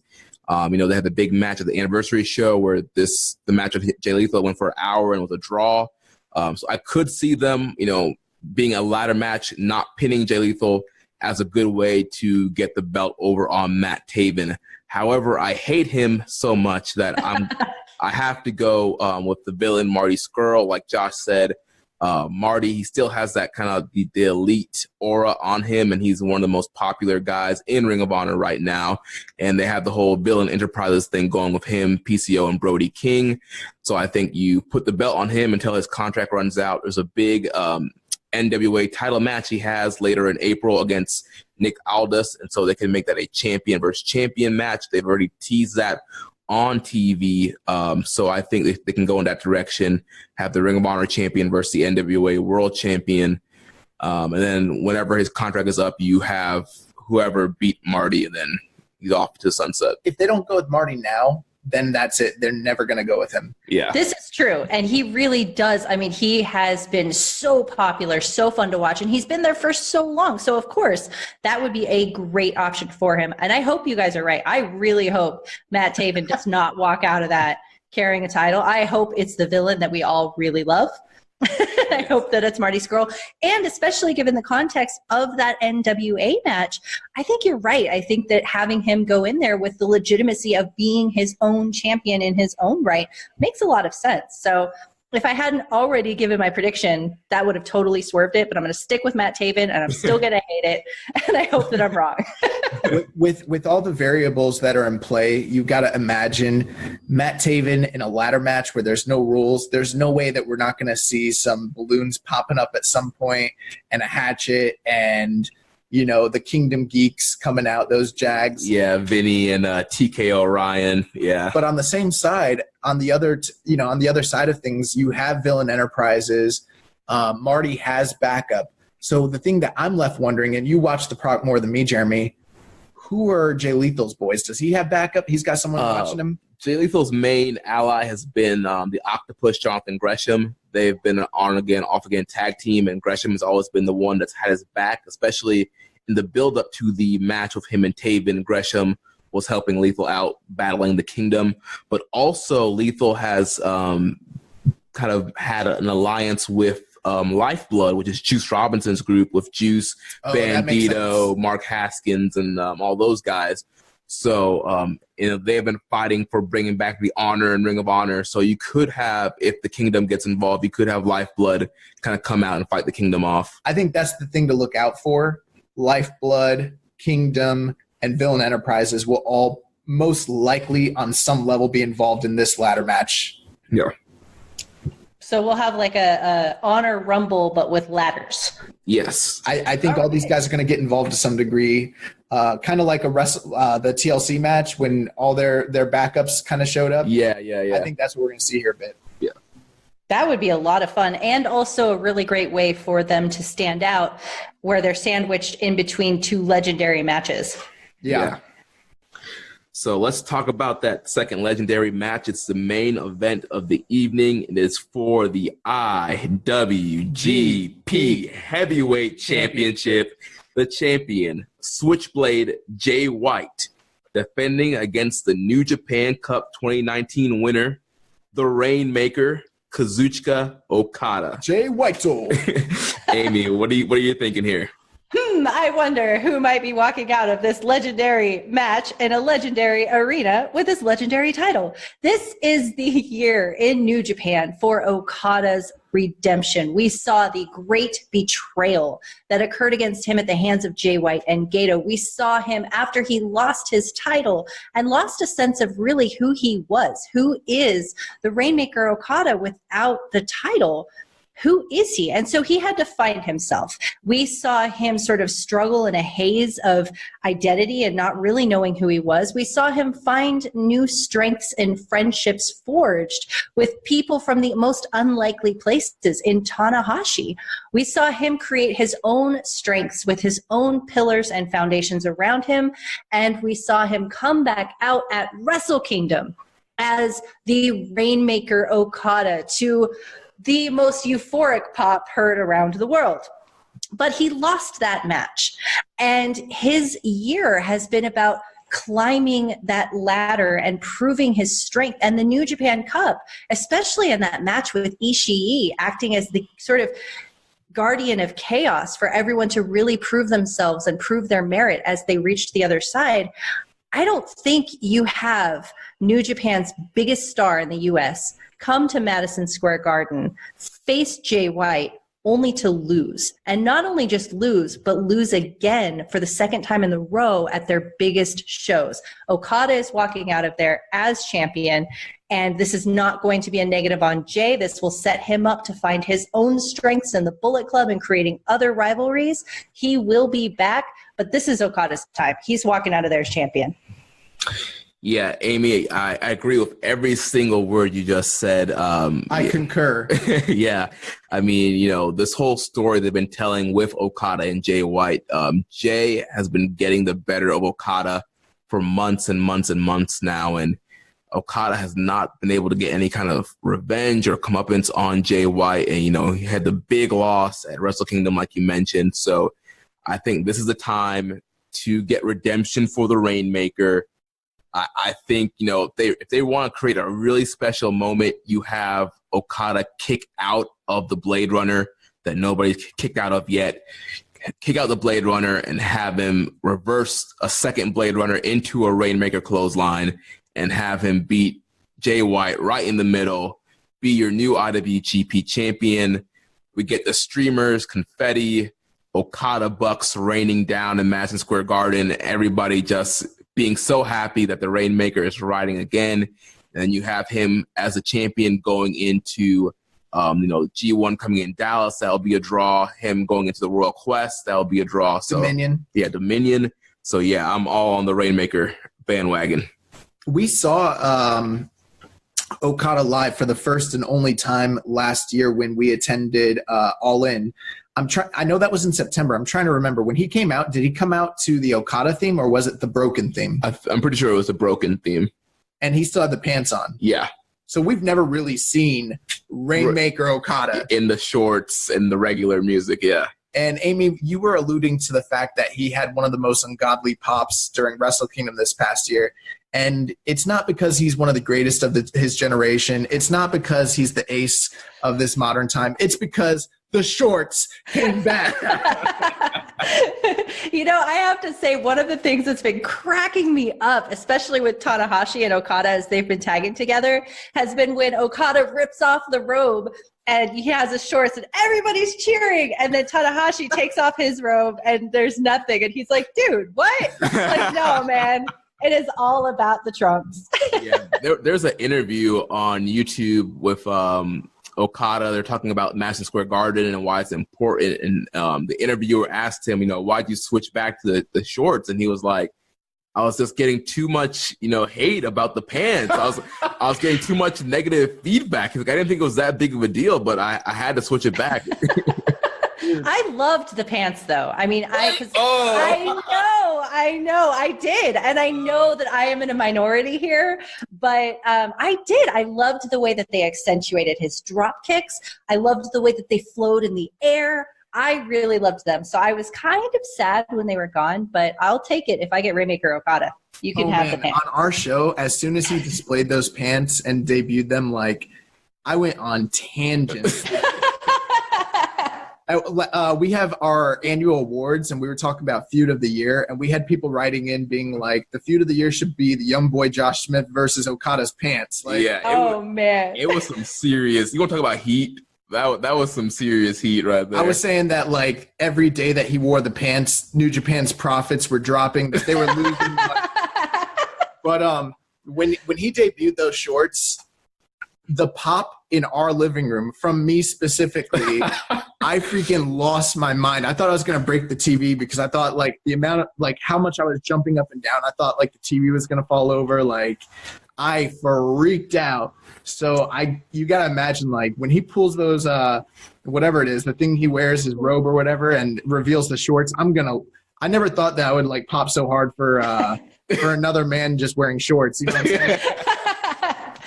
Well, I'm so happy for you that you got to have that experience. I hope that I get to feel that one day about Sonata's beard, because that for me is the thing that I will go on a tangent in my car with my daughter. We will just be tired. I'll be like, and another thing. So I hope that one day I get that experience, but I'm really, really happy for you that you got that with the shorts. You know how they have Handsome Rusev? Mm-hmm. When Sonata shaves his beard, he's going to become Handsome Sonata. Oh my God, that beard is such a travesty. It's the worst thing I've ever seen on anybody ever. It's it's like a haystack. It's like he's a porcupine, but he fell in a mud puddle and then just decided to jump in some straw and threw some toothpicks on his face, and there's Sonata's beard. No, you should have seen my beard. I tried to grow a beard this past year. It was atrocious. It was way worse than Sonata's beard. I don't think so. Sonata's beard. No. Pretty bad. But, Sonata's beard is the worst. Anyway, sorry, Okada. We were talking about Okada. so we just were off topic. Okada, here's the thing. Like, people have, speculated, and there are people who are predicting Jay White to win this. And I don't think it's an impossibility, but I think it is the wrong direction. They've built this feud up for almost a year. We're approaching the quarter point of the year, so like a year and a quarter. Mm-hmm. So we're talking like 16 months that this thing has been brewing. They've had 2 matches already. Both times Jay White has gotten the win. One time through nefarious means. The second time this past January, he beat him clean to the shock and awe and surprise of everybody watching. And it was to build to this culminating event. And so it's going to be so awesome. I think for everybody who is saying that, it buries Jay White to lose this match, I think that they're missing the point here. Jay White has gone on such an incredible run, almost winning the G1, becoming the leader of the Bullet Club, getting, clean victories over Tanahashi, over Will Ospreay, over Okada. This guy has already been established as one of the top players. Now, would it make him a bigger star to beat Okada? Yes, but I think it's negligible at this point. What they need to do, and it's what they're going to do, they're going to put their ace over in Madison Square Garden. And as much as they're riding with Jay White, there's no way that he is going to defeat the ace when the title's on the line in the biggest show they've ever done on foreign soil. So it's going to be Okada. Okada's getting that Rainmaker. He's gonna win the title. We're gonna go home so happy. Everybody's gonna be freaking jubilant. I just cannot wait.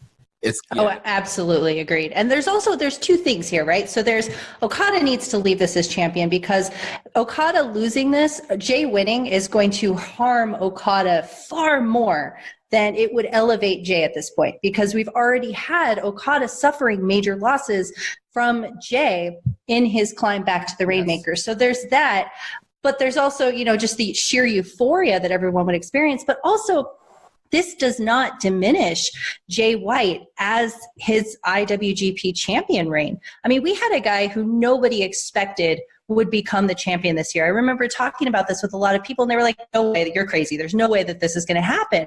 But we had somebody who came in, who challenged Tanahashi for the IC belt, who challenged Okada and said that I'm coming for you. This is a guy who seeks out weakness. And anytime someone falls from grace, Jay White is there saying, you should not be at the top because you don't deserve it. I deserve to be here. And whether he does this by nefarious means or clean means is in the case at Wrestle Kingdom, he's still there snuffing out weakness wherever he sees it. And he's had legitimate defenses in his title run. So to have him lose against someone like Okada doesn't diminish that. I mean, if not Okada, who else? He's already taking Tanahashi. So having him take Okada, I mean, he's got a great run. This sets him up for something to climb for in the future, to build his own strength up around himself with the Bullet Club and going through the G1, and it gives him something to climb for. I think this sets Jay White up for an equally great future, just in a different way. Yeah, absolutely. And I think one of the criticisms that people have about this is they're saying, well, it's hot-shotting the title around. Jay White just won the belt, and even though he defeated Will Ospreay, it wasn't a title match, so he technically hasn't defended the title yet, and so he has to retain the title, otherwise it's a weak title run, and it would really bury him and hurt him. And it's like, I feel like people who are saying that don't understand the magnitude of star that Okada is. And going back to the points that you brought up, Amy and Jeremy as well, just the fact that he's already beaten this guy twice up to this point. It's time for somebody to get comeuppance. But I'm looking at a list here. I'm going to go through a list of a couple names. These are people who won the IWGP title and were not able to successfully defend it. And you tell me if this harmed their careers. Big Van Vader, Riki Choshu, Tatsumi Fujinami, Scott Norton, Kijimuto, Tenryu, Tenzan, Kensuke Sasaki, like Kazuyuki Fujita, Manabu Nakanishi, like the Hiroshi Tanahashi, so I mean, just looking at that list of names, those are all like literally for the most part Hall of Famers, and it's it's very normal for people to get their first title win in New Japan and not successfully defend it, and it doesn't mean that they're never going to be in the title picture again. It doesn't mean that they've been diminished. Like, this is why they put the title on heels, is so that megastars can get the win back in big time matches like this. So I feel like anyone who thinks that Jay White is going to be diminished by losing this they're kind of missing the point at this point. Yeah, definitely. Yeah, I absolutely agree. And, even just in the way that he became champion, he's had a fascinating run from the entire story of its creation for the IWGP Championship for him. So regardless, when we see his picture on the list of champions with their accolades, he is going to have a memorable run for his first run. And I think you're right. And it's very important to note that their first run is an important step in longevity. So he certainly has a long career ahead of him with a lot of highs and lows. It doesn't have to stop here. And I think that if you do think that it stops here, that you're probably putting a little less merit into Jay White than is necessary, because he has the talent, the skill, the athleticism, the hunger to keep carrying that forward into a more dynamic IWGP run later. Yeah, you said that perfectly, Amy. And we have a question here from Twitter user @headbandbrother. He said that he heard another podcast say that Jay White's best run will be him as a future babyface. Do you think this is likely? So what do you think about a potential babyface run for Jay White? That would be interesting. He's so good as a heel. I really underestimated him before the U.S. match that he had with Juice. He had such nuclear heat in that match that it completely changed how I viewed him. I think it would be really interesting to see him go as a face. He certainly could. When he was a young lion, he adored Tanahashi, and it's really fun to go back and see old with Tanahashi. You could see Jay White as a young lion when they're supposed to be sort of inconspicuous and not really seen, and he's down there slamming the mat and throwing his fists up in the air. I think he could make a great face. I don't know what that story would look like, though. It would be very interesting to see. Yeah, I feel like it would have to be somebody like a Tanahashi, somebody he looked up to, that would try to pull him out away from the Bullet Club. But yeah, I mean, for right now, I think he's doing a great job as a heel. And I think, clearly they're not ready to get rid of, the Bullet Club, logo and branding and merchandise. So you got to have a strong, guy leading the group. So I think he'll be kind of heading up Bullet Club for a while. But down the road, I mean, you have a guy like Tanahashi, or maybe even the whole Okada thing, get him to the point where he kind of breaks away from Bullet Club and then eventually becomes a babyface down the line. Yeah, I think, and we've talked about it many times, how divisive Jay White is as a personality and a character. There are many people who have no love lost for for Jay White, but kind of what Amy said, since the Juice match, he's proven himself time and time again to be an incredible talent. I mean, do I think he has it in him to be a great face? Like, absolutely. But at this current given time, I can't really think of what the benefit would really be for him long-term to make that switch. Because when I think about Jay White and all the potential matches that would be big money draws, big money matches, it's all involving guys that are faces. And when I think about the guys that are heels that he could go up against, he's kind of that snarky thinking man's heel, to where you could put him up against other heels and still draw money. Like, who wouldn't want to see him and Minoru Suzuki again, Yeah. So it doesn't really make a lot of sense to me. I know that it would probably change his the way, like, obviously his facials and his behaviors and maybe his moveset to a degree, but he's proven himself to me as a heel. I don't really know that I think that would mean he would have a better run. I think that people who feel that way, I don't mean to generalize, but I feel like it's people who are not fans of the direction that they've taken him or his performances. Maybe they think that he needs to turn face so that he can have better matches, and not have so much shenanigans in his matches, that sort of thing. But I mean, this guy's proven it to me. I mean, the Okada match, the Ospreay match, the Tanahashi match, the Jay White match, like, this guy can go. And I think we're going to get another incredible showing in this match, and I think it will be his career-defining moment, or at least the first of many. Yeah, definitely. Yeah, and the interesting thing about Jay White is that he really does have an almost like Zack Sabre Jr. type of ring awareness just in how he looks at a situation that's unfolding around him. Let's take, for example, the Yoshihashi incident where he was injured when he was running down the ramp. Jay White looked at the situation, saw what was happening, and immediately went into heel mode to take advantage of it to get even more heat onto that situation. He's very good at adaptive thinking and reflexive strategy. And I think that if he does end up losing the title here, this is going to give him an opportunity to explore that more, just like we saw in the match with Will Ospreay, where there was a lot of high thinking maneuvering with Jay White. I think it's going to be really interesting to see him get to play with the heel dynamic, maybe less centered around the great betrayal aspect and more celebrated or centered on just how he moves in the ring.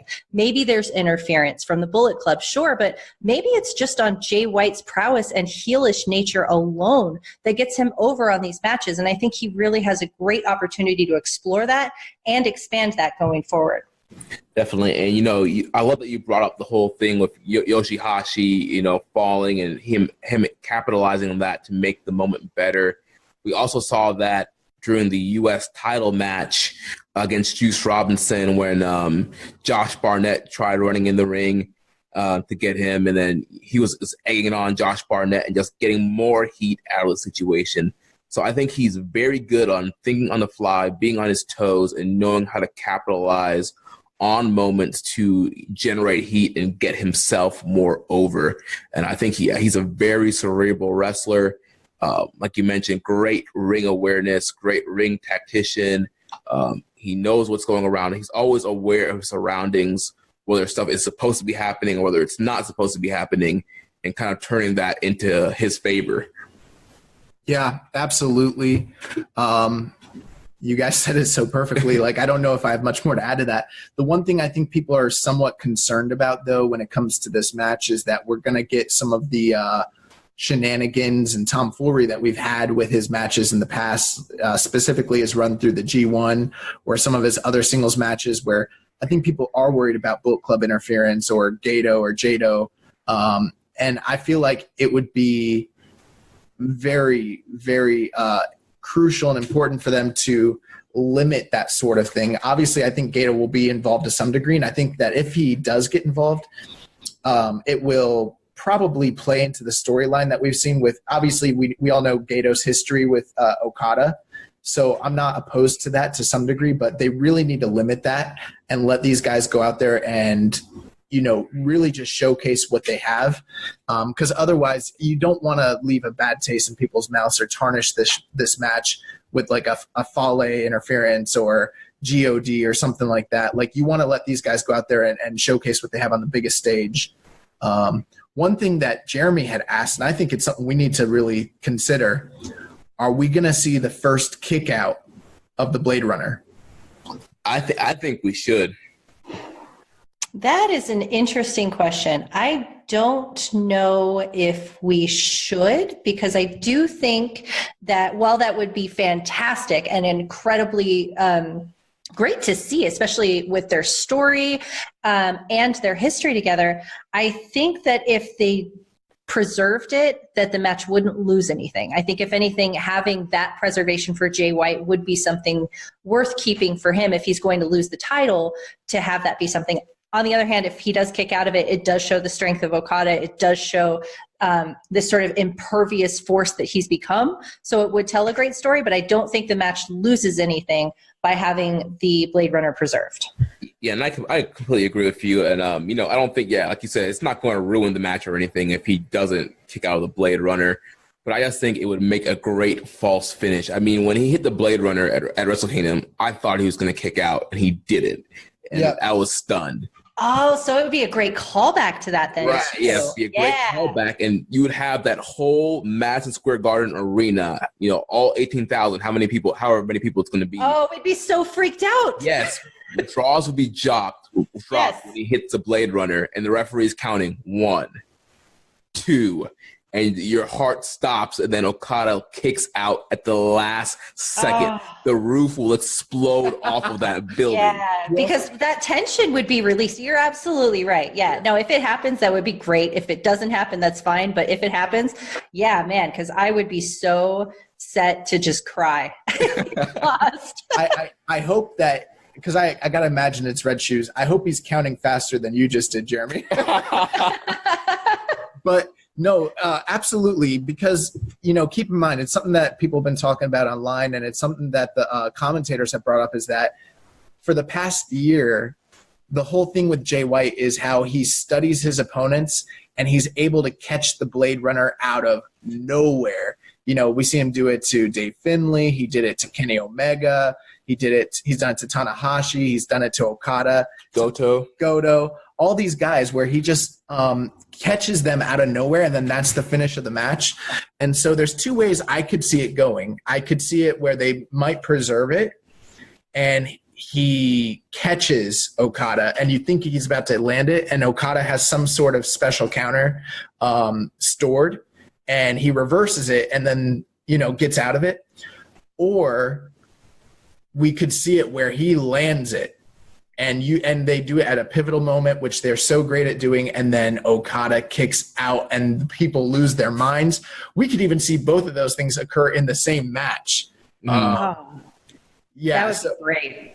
Yeah, so I just got to imagine that, because nobody has kicked out of that move, and because he put Okada down with that twice now, I think that there is a high likelihood that Okada gets caught with it, and we think it's over, and then he kicks out.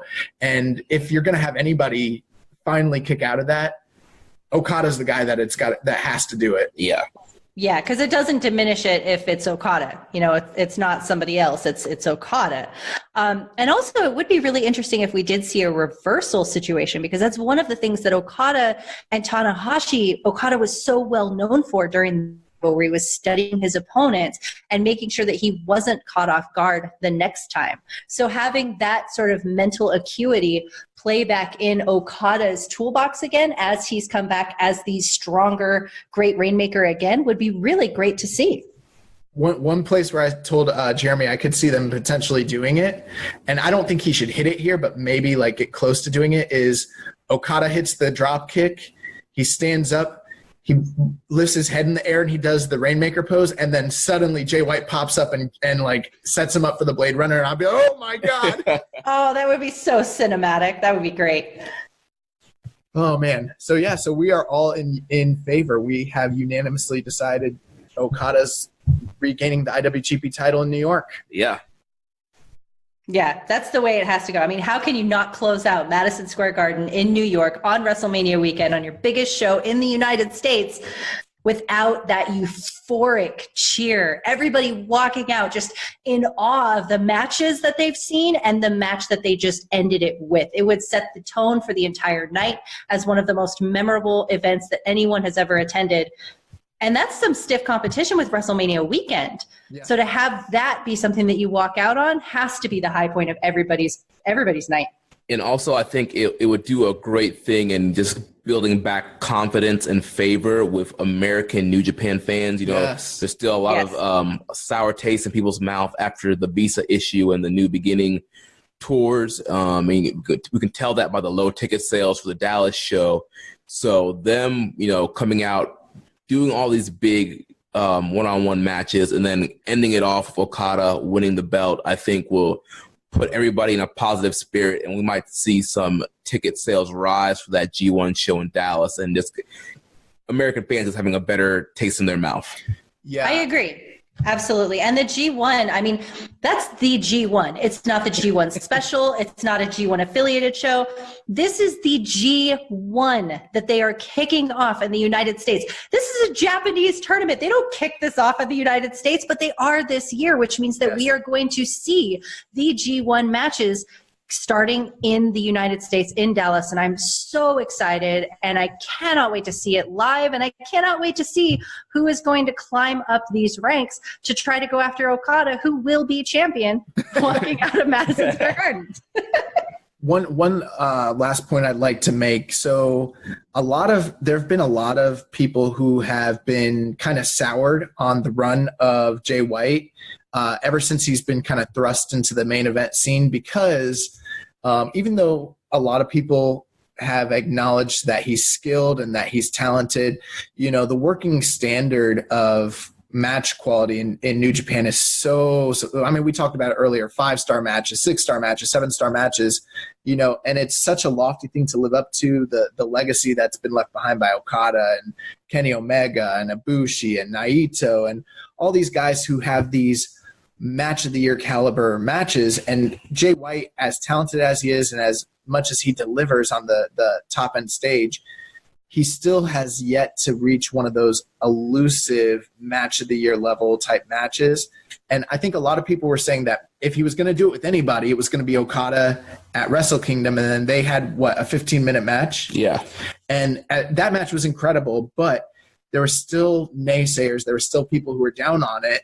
And they were upset that they didn't get to see one of the epic Okada matches in the Dome, which, you know, had been 5, 6, 7 years since something like that had happened. And so there's people who are actually upset at Jay White at that prospect. So with that being said, as great as that match was, now we know why they were kind of holding something back and why they did the shock finish. This is their chance to everyone who's like, Jay White needs to win. No, he doesn't need to win. But what needs to happen, they need to have a match of the year caliber type match here on this stage with this opponent. This is the time they do it. This is the time. If they want to get Jay White over in the eyes of the American audience and abroad and in Japan, he needs to have a match of the year caliber type match with Okada, because that will actually wash a lot of the bad taste that people have had in their mouths about him over this whole time. And he doesn't have to like diminish his heeldom or anything like that to make that happen. But this is their opportunity. Yeah. Yeah, and I think he can. I think he will certainly go for it. They're going to leave everything in the ring at this match. And we've seen Jay White with his matches with Ospreay, where he's really starting to work up to that caliber of ring psychology. And we know, of course, he has exceptional ring psychology, but I really do think they're going to leave it all on the table in the ring at Madison Square Garden. And of course, there's always room for the future too, for him to grow into that consistent match of the year quality style matches. But I for sure think we'll see something like that here at Madison Square Garden. Yeah, and one thing I wanted to mention this, and I forgot when I was making my point, is that when he wrestled Okada at Wrestle Kingdom, it was the return of the Rainmaker. So we hadn't seen Okada having, you know, he was wrestling down in skill level all year due to his character transformation, still putting on great matches. But, you know, after his loss to Kenny Omega, we didn't see, aside from the Tanahashi matches, anything that was approaching what he'd been doing previous to that. And then when people thought we were going to get that with him and Jay White in the Dome and it didn't happen, people were disappointed. But since that time, we've seen Okada, the real Okada, show up time and time again. But even still, the matches that he's been having, in my opinion, as great as they are, they haven't been full-blown Okada great matches. They've been like he's been giving us a little taste. Yeah, some breadcrumbs. Like his closing sequences have been incredible, but they haven't been to that upper echelon level. This is where they're going to do it. Like, this is where we're going to see the full-blown Rainmaker return to complete, like, Super Saiyan form. Like, he's going Super Saiyan. And so, like, it's not just talking about Jay White, but it's the opportunity for Okada to do what Okada does best. So that's why I am so excited for this match. Absolutely. We will see final form Okada at Madison Square Garden. It's going to be great. Well, Amy, I want to thank you for taking the time and coming on and previewing and predicting the G1 Supercard with us. I'm really looking forward. I hope we get a chance to meet you in New York. I would love to get that done. Yeah, absolutely. That would be wonderful. Thank you so much for inviting me onto the show to talk about the G1 Supercard. It's going to be an amazing show. We clearly have a lot of electrifying matches to look forward to, and really hope we get a chance to shake hands and say hello in person as well. Definitely. And so go ahead and you have any plugs that you'd like to get before you leave? Oh, sure. We have a podcast, Chetty and I do, at Dragon's Den Wrestling. You can find us on Twitter at Den Wrestling. And, of course, you can also find me at Phoenix NJPW. And, guys, the Dragon's Den podcast is awesome. It's a great listen. So if you love hearing Amy here, you're going to love hearing her on her own show, Dragon's Den. I highly recommend it, guys. All right, so Young Boy and I, we're going to finish the show off here with some questions and, of course, all the news. It was so good having Amy on. She's never coming back to this show. I don't like being upstaged on my own show. She's better than you. She's better than me. Top talent. I can't have that crap. I like to be a big fish in a small pond, and she's better than us, so we can't have it. No, but honestly, like, it was a pleasure to have Amy on the show. I just, like, the whole time that, like, we were talking with her, like, I was looking over at Jeremy, and I was like, she's freaking great. Yeah, like, dude, she was awesome, man. Yeah, definitely want to have her on, more often. Nah, I'm putting my foot down, bro. I already said. But definitely check out her show, Dragon's Den, and they do great, they cover New Japan and AEW. Yeah.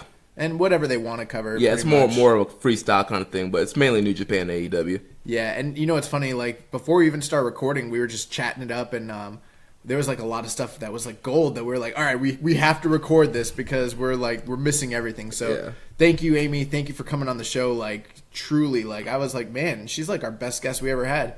She's better than Rich.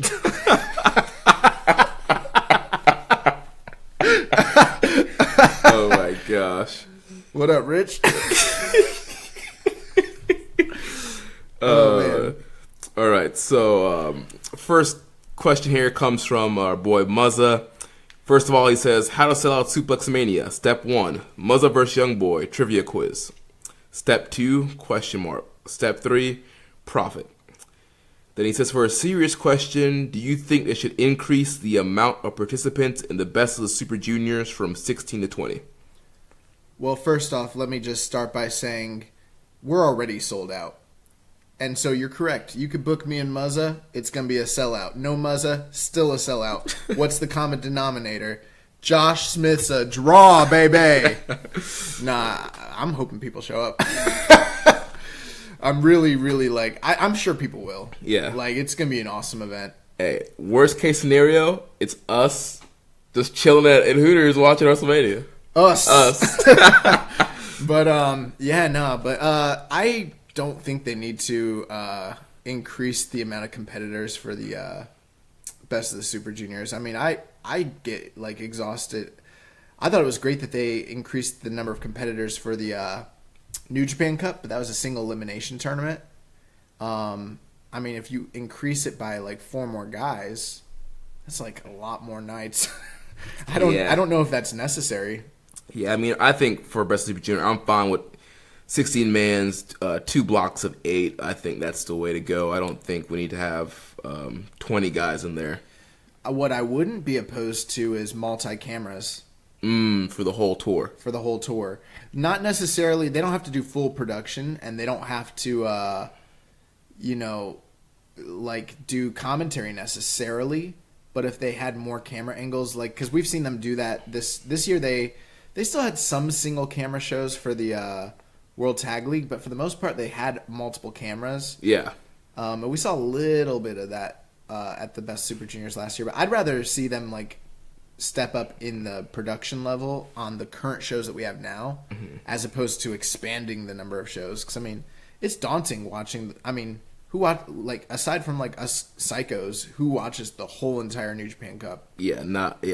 Plus, we've already talked this year about a thinned out junior division, and they have a lot of viable options for outside guys to come in, but inside there's not many. Not like there was the last 2 years. So no, I don't know if that would be the best idea.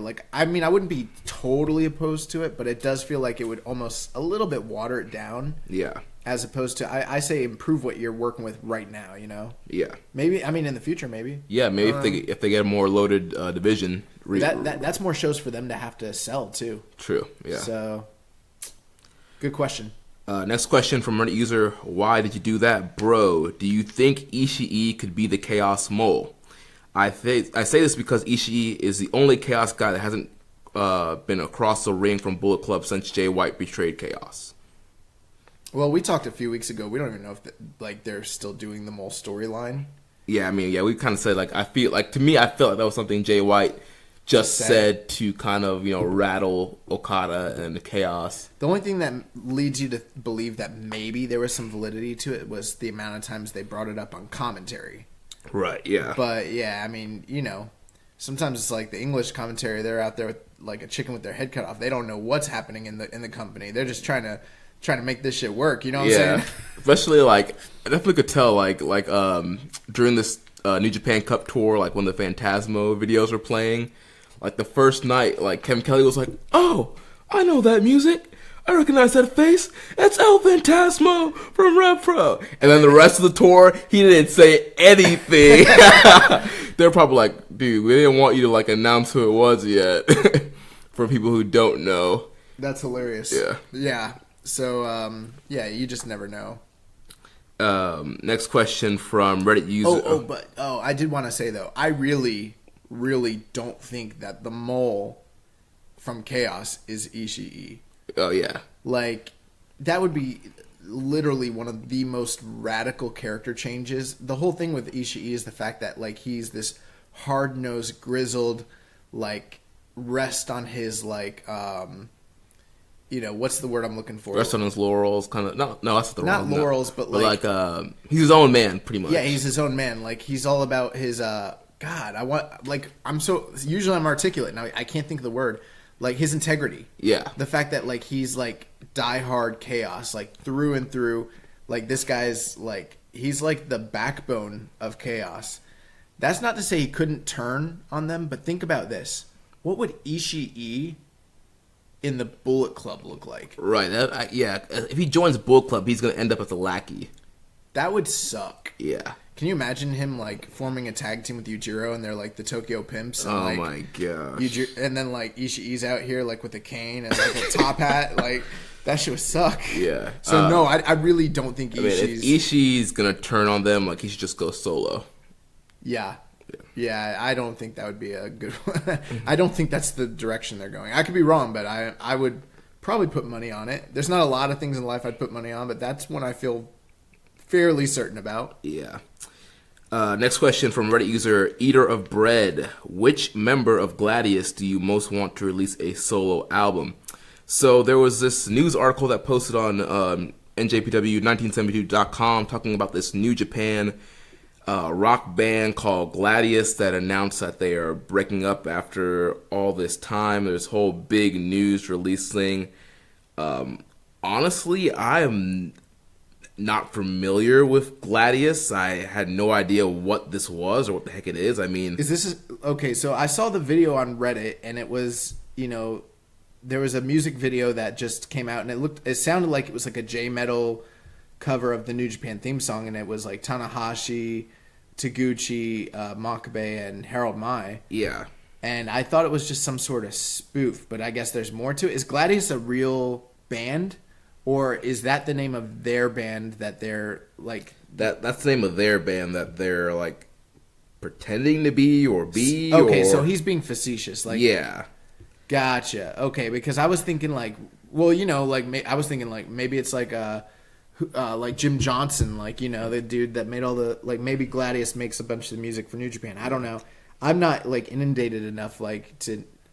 This one kind of went over my head. So it says, here's the biography. So, New Japan Gladius is a hard rock, heavy metal 4-piece consisting of Ryu vocals, Ace guitar, Shinya bass, and Mei drums. Their melodic riffs and pounding rhythms have made them a hit from local venues around their home base to stadiums across the country, including Osaka-jo Hall and the Tokyo Dome. See, now I feel bad because this is like a funny question based on like an inside joke that like New Japan's doing, and I didn't get it. I had no clue what he was talking about. Yeah. So, with that being said, Taguchi, it's all about the front man. It's all about the vocals. You can put whoever you want behind them. I mean, the rest of these guys, they're just jags. Man, I'll go with the Ace, man. You know, he's always putting on a good show after he wins the match. So, I'll say go Ace, man. He still needs somebody to sing. True. Well, they can find somebody. He can like bring in special people to do vocals. That's pretty funny, though. Next question comes from Reddit user Maserati. He says, have you guys watched the Kenny Omega documentary yet? I think it's out and saw him do a 7-minute awkward interview about it recently.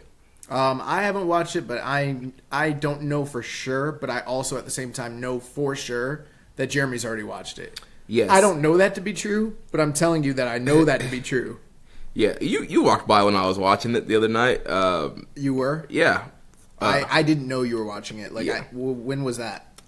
Friday night, I believe it was.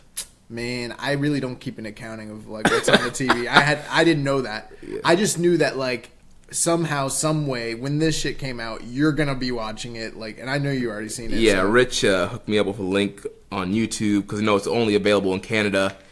So there is a YouTube link floating around if you're trying to watch that Kenny Omega documentary. I did see it and I thought it was very good. Just watching the build-up of just Kenny from the beginning of Kenny Omega's career and just watching the whole story of the Golden Lovers and then the Bullet Club and then, you know, All In, all this stuff. And so, you know, they ended up with a nice story of the Golden Lovers back together, but we now know, you know, right now they're not together.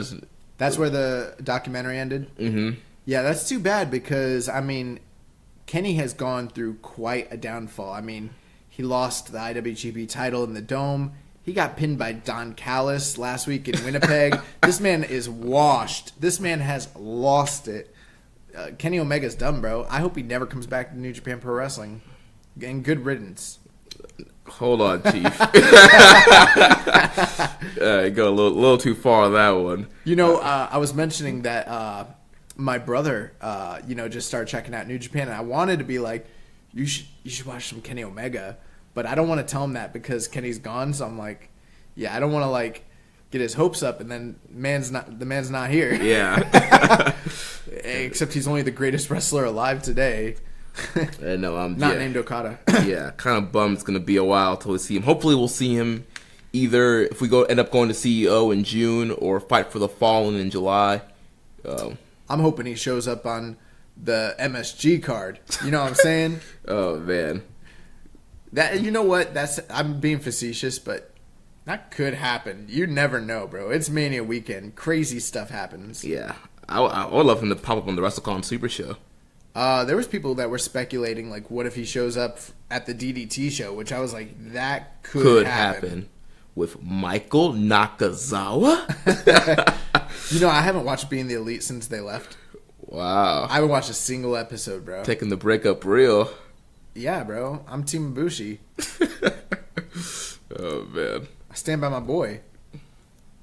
So the documentary was good? Yeah, it was real good. I definitely recommend you guys checking it out if you haven't seen it yet. Was there, with you being like a diehard Kenny fan, was there anything that you saw that like you didn't know before, like, you know, or what were your thoughts? No, I mean pretty much everything that they show. I mean, as far as information I knew, but it was just kind of interesting to get kind of like Kenny's perspective on stuff that was happening. They had Kota Ibushi there, with subtitles obviously, and then they had Okada. They had a lot of other they had Dave Meltzer. They had some other people in media. They even had some fans like Issa, who was a guest on Floyd's show a couple weeks ago from All Things Elite, part of the Social Suplex podcasting network. Yeah, so it was pretty cool seeing a couple other fans on there. It was cool seeing footage from shows we were at. There was a lot of footage from CEO, the Golden Lovers against Naito and Hiromu. There was a lot of footage from All In. I mean, the crazy thing is, we've known about this about this documentary since September. Yeah, and we couldn't say anything. And I was I felt like a real insider. I was we have a real scoop. We knew about this ish. Yeah, we could have dropped this. We could have literally leaked it. But I think a lot of people knew about it and no one said anything. So that's pretty cool. Yeah. So but I'll definitely have to check that out. Yeah, I definitely recommend you guys checking it out. Or, maybe I just never will. I might not even get around to it. So. This man's anti-elite. I'm not anti-elite. I'm excited for All Things Elite. What makes you think I'm anti-elite? I was just joking. It's a bit. Oh, okay. I know you're not FDS. Yeah. Next question comes from Reddit user God Duckman. He says, "Are you guys planning a pre-plus show meetup in NYC? Would love to get together at the New Pepper Lunch." What's New Pepper Lunch? I have no idea. I'm guessing it's a restaurant somewhere in New York. I'm about to Google that right now. But God Duckman, we don't have anything officially planned besides Suplex Mania. What's it called? The new what? New Pepper Lunch. But yeah, we don't have anything officially planned as far as a meetup besides Suplex Mania, which is happening on Sunday at Hooters for our WrestleMania watch party and live podcast event. But a lot of people have been hitting us up and want to meet up and grab drinks and stuff. So we're trying to think through the best thing to do with all of our schedules and the different shows that we're going to do. Try to meet up with some of you guys, grab a drink, grab some food, either before or after some of these shows. And with that, I thought it would be kind of a good idea to just kind of let you guys know where we'll be at all throughout the week, all the shows and stuff that we're planning on going to. Okay, so Pepper Lunch is a restaurant in Midtown Manhattan. It's pretty close to Central Park and Rockefeller Center, Carnegie Hall. So, yeah, I mean, we'd be down. I mean, if you're buying. If you're buying, man, absolutely, we will be there. Yeah, we are. We will go anywhere anyone wants us to go if you're paying. You know what I'm saying? You're gonna be a sponsor, Keeping It Strong Style sponsor. Yeah, you're gonna be one of our sponsors. It's a sponsor dinner.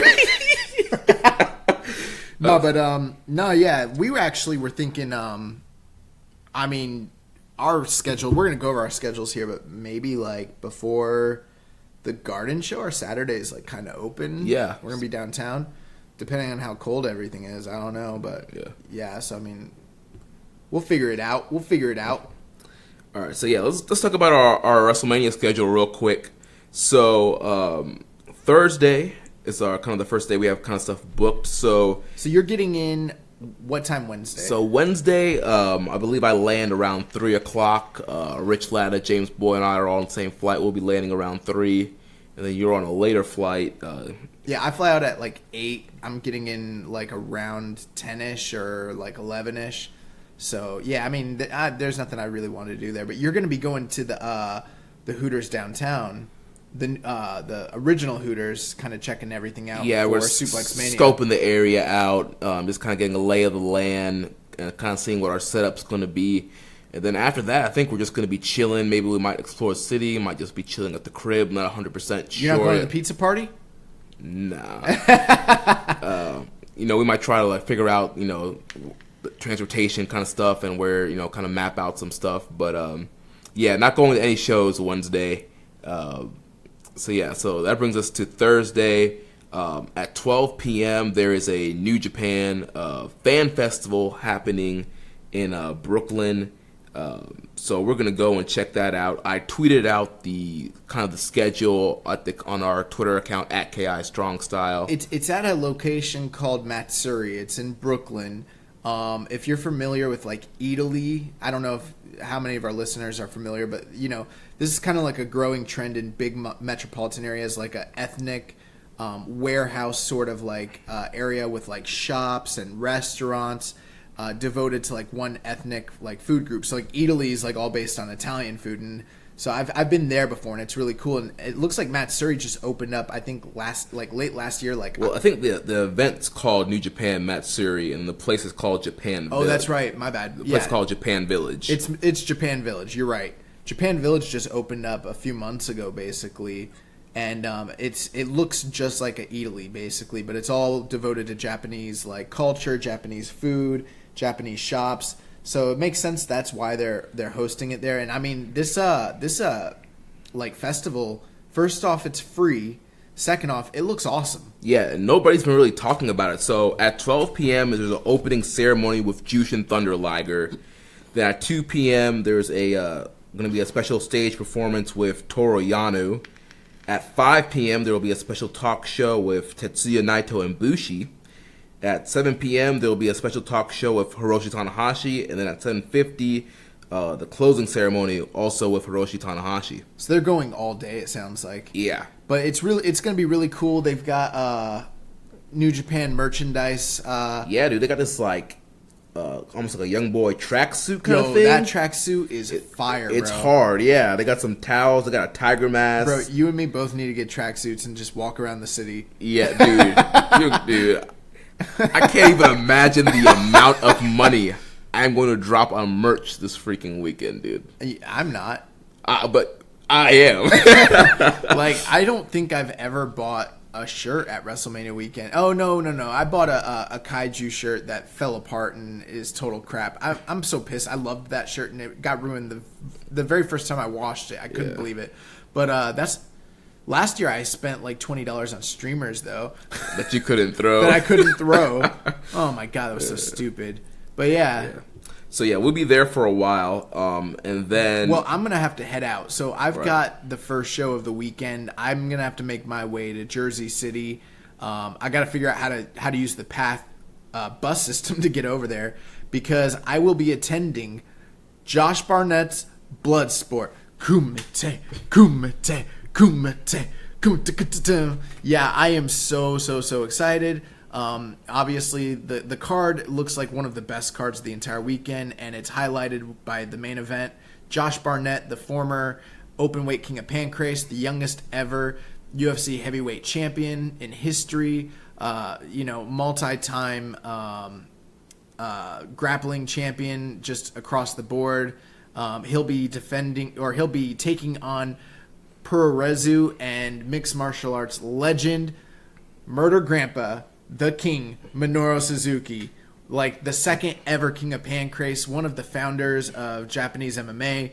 I am just so excited to see this match. Like, I cannot wait. Yeah, that should be great stuff. I mean, that should be an overall great show. It's definitely, one of the top shows for WrestleMania weekend, one of the shows that sold out. Definitely a good thing. And unique. Yeah, very unique. If you've never been to, it's sold out. I mean, you can kind of look online for Reddit for tickets, but it's definitely a unique experience. Definitely a show. And it's sold out. Yeah. I was trying to get a ticket for Jeremy and for Rich, but they flagged. Last week, obviously, you guys heard me get my ticket. This past week, I had other people online trying to hit me up for, to sell me their tickets. Unfortunately, I didn't have anybody else to travel all the way to Dirty Jersey with me. So because we decided to do the WrestleCon meet and greet before the WrestleCon Super Show. I really want to try and get to meet Barbaro Calvinario during the meet and greet, and some of the other guys they're going to have out there. Yeah, once I saw that meet and greet, and I never actually really go to meet and greets or even mark about that sort of thing, but like the guys that are going to be there, I'm like, this was a tough decision. Like, God, yeah. I mean, that meet and greet looks awesome, and also, you don't have to be attending the WrestleCon Super Show to go to the meet and greet. To go to the meet and greet, you don't need tickets. So I imagine like you guys probably want to get there early. Yeah. Like I'm talking probably real early. Yeah, the meet and greet starts at 5:30. Bro, I think people will be there before 3 probably. Yeah. If you want my honest opinion, there's gonna be people lined up because I mean, who's at that meet and greet? Let me see if I could find it. I know Dragon Lee's there. I know freaking Liger's gonna be there. Cavernario, a bunch of other guys. Like, it looks like so freaking awesome. Yeah. So I'm going to the WrestleCon site here. Let's see if this thing will load for me here. Compelling radio as I try and search this meet and greet. But yeah, I'm really looking forward just to the WrestleCon show. It's always one of the better shows of the weekend. You got to get a drop. You got to get a drop for the show. Pictures. We can post this. Make everybody all you who are listening who won't be attending WrestleCon, be jealous. Yeah. So at the meet and greet, there'll be Bandito, Cavernario, Dragon Lee, Zack Sabre Jr., Will Ospreay, Jushin Thunder Liger, and Masato Tanaka. Oh my God, that's such a freaking awesome lineup. Yo, spit on Will Ospreay when you see him. And say, this is for my homie. No, I'm just playing. Actually, if you can you should try to get Will Ospreay to do a drop. Let's see what happens. Yeah. People tend to respond to Jeremy a little more pleasantly than to me. Also, Black Taurus and Puma King will be out there too. That's cool.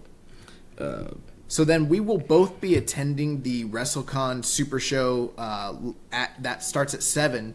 I'm hoping that my show doesn't go too late and that I can get back in a timely manner. There is the possibility that I might be missing some of the early parts of this show, but this show looks incredible right now. Right, and due to the visa issues with Dragon Gate, WrestleCon went ahead and announced 4 of the 9 matches ahead of time. Normally, they only announce like 1 or 2, and then the rest of the card is usually a surprise. But they announced 4 matches, and there's still going to be some surprises. So, obviously, the main event is, the never openweight champion Will Ospreay taking on Bandito, which is going to be one of the best matches of the weekend. The semi-main event, which I think I'm almost as equally, if not more so, excited for, is Barbaro Cavernario taking on Dragon Lee. Yeah, that's going to be incredible. That looks awesome. And guys, that is Cavernario's only match of the weekend. He's flying back to Mexico after the Super Show. Yeah, and we talked about it earlier on the show, but you have to imagine this guy's going to go all out. They also had Zack Sabre Jr. had an open challenge. They went ahead and announced his opponent, and it's going to be Shane Swerve Strickland in his probably what I think is going to be his last singles match on the Indies. So that's going to be just freaking awesome. That's going to be incredible. Also, they announced Eddie Kingston against Masato Tanaka. That's going to be deliver. A strong style. Not only that, but SCU's announced for the card. Liger's announced for the card. Lucha Brothers. The Lucha Brothers. And there's so much other talent. And if you've never been to WrestleCon Super Show, it typically, in my opinion, usually is the highest delivering indie show of the entire weekend. Yeah. I mean, that was the card last year that Bandito was kind of discovered and had broke out and started getting his U.S. dates based on the performance of that night. Yeah, that was, in my opinion, one of the best indie shows I've ever been to. So really looking forward to that. We don't have any plans following WrestleCon Super Show. It is slated for a 4-hour allotted time. Yeah. So it's going to be a long show. We'll probably be getting out, 11? Yeah. So, after that, maybe we'll head home. Maybe we'll grab a drink. I don't know. We're going to be in NYC. We'll be downtown. So that's the first day, Thursday. Yep. And then Friday. Yeah, so Friday, for me at noon, Rich, James, and I will be heading over to the Shimmer show, which I think they just released a card for that. I know James was kind of popping for the stuff on that card. And then at 4 p.m. James, ladies wrestling fan. Yes. Then at 4 p.m. we'll get some more women's wrestling. We're going to go to Stardom. Check out our first Stardom show and see what that's all about at 4 p.m. And right at that exact same time slot, I will be attending the Rev Pro show at the Hilton downtown. That show looks like it's going to be like a mini little like Road to show or like a preview for the MSG show. It pretty much is like a Road to show with some of the matches they have on there. It's like a Road to show featuring Rev Pro guys. And you know what? This is like one of the most New Japan. They had a lot of New Japan guys last year, but it seems like even more so this year. Ishii will be in action taking on David Starr.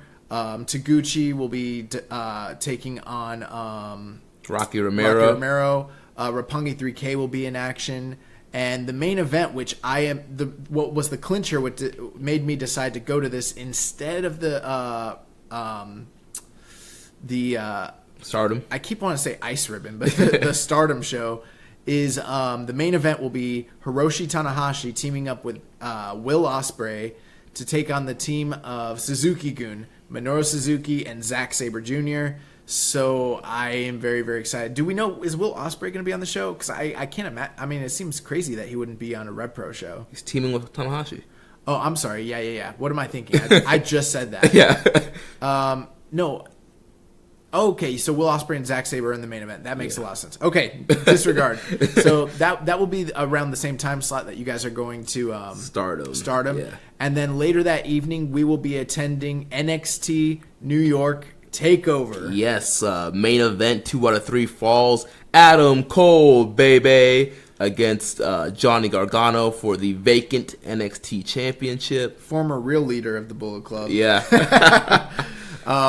Some of the other matches, obviously the match that's on everybody's mind, the one to really look out for, the NXT United Kingdom Championship is on the line as Pete Dunne defends the title against Walter. Dude, that's going to be incredible. Walter's going to kill Pete Dunne.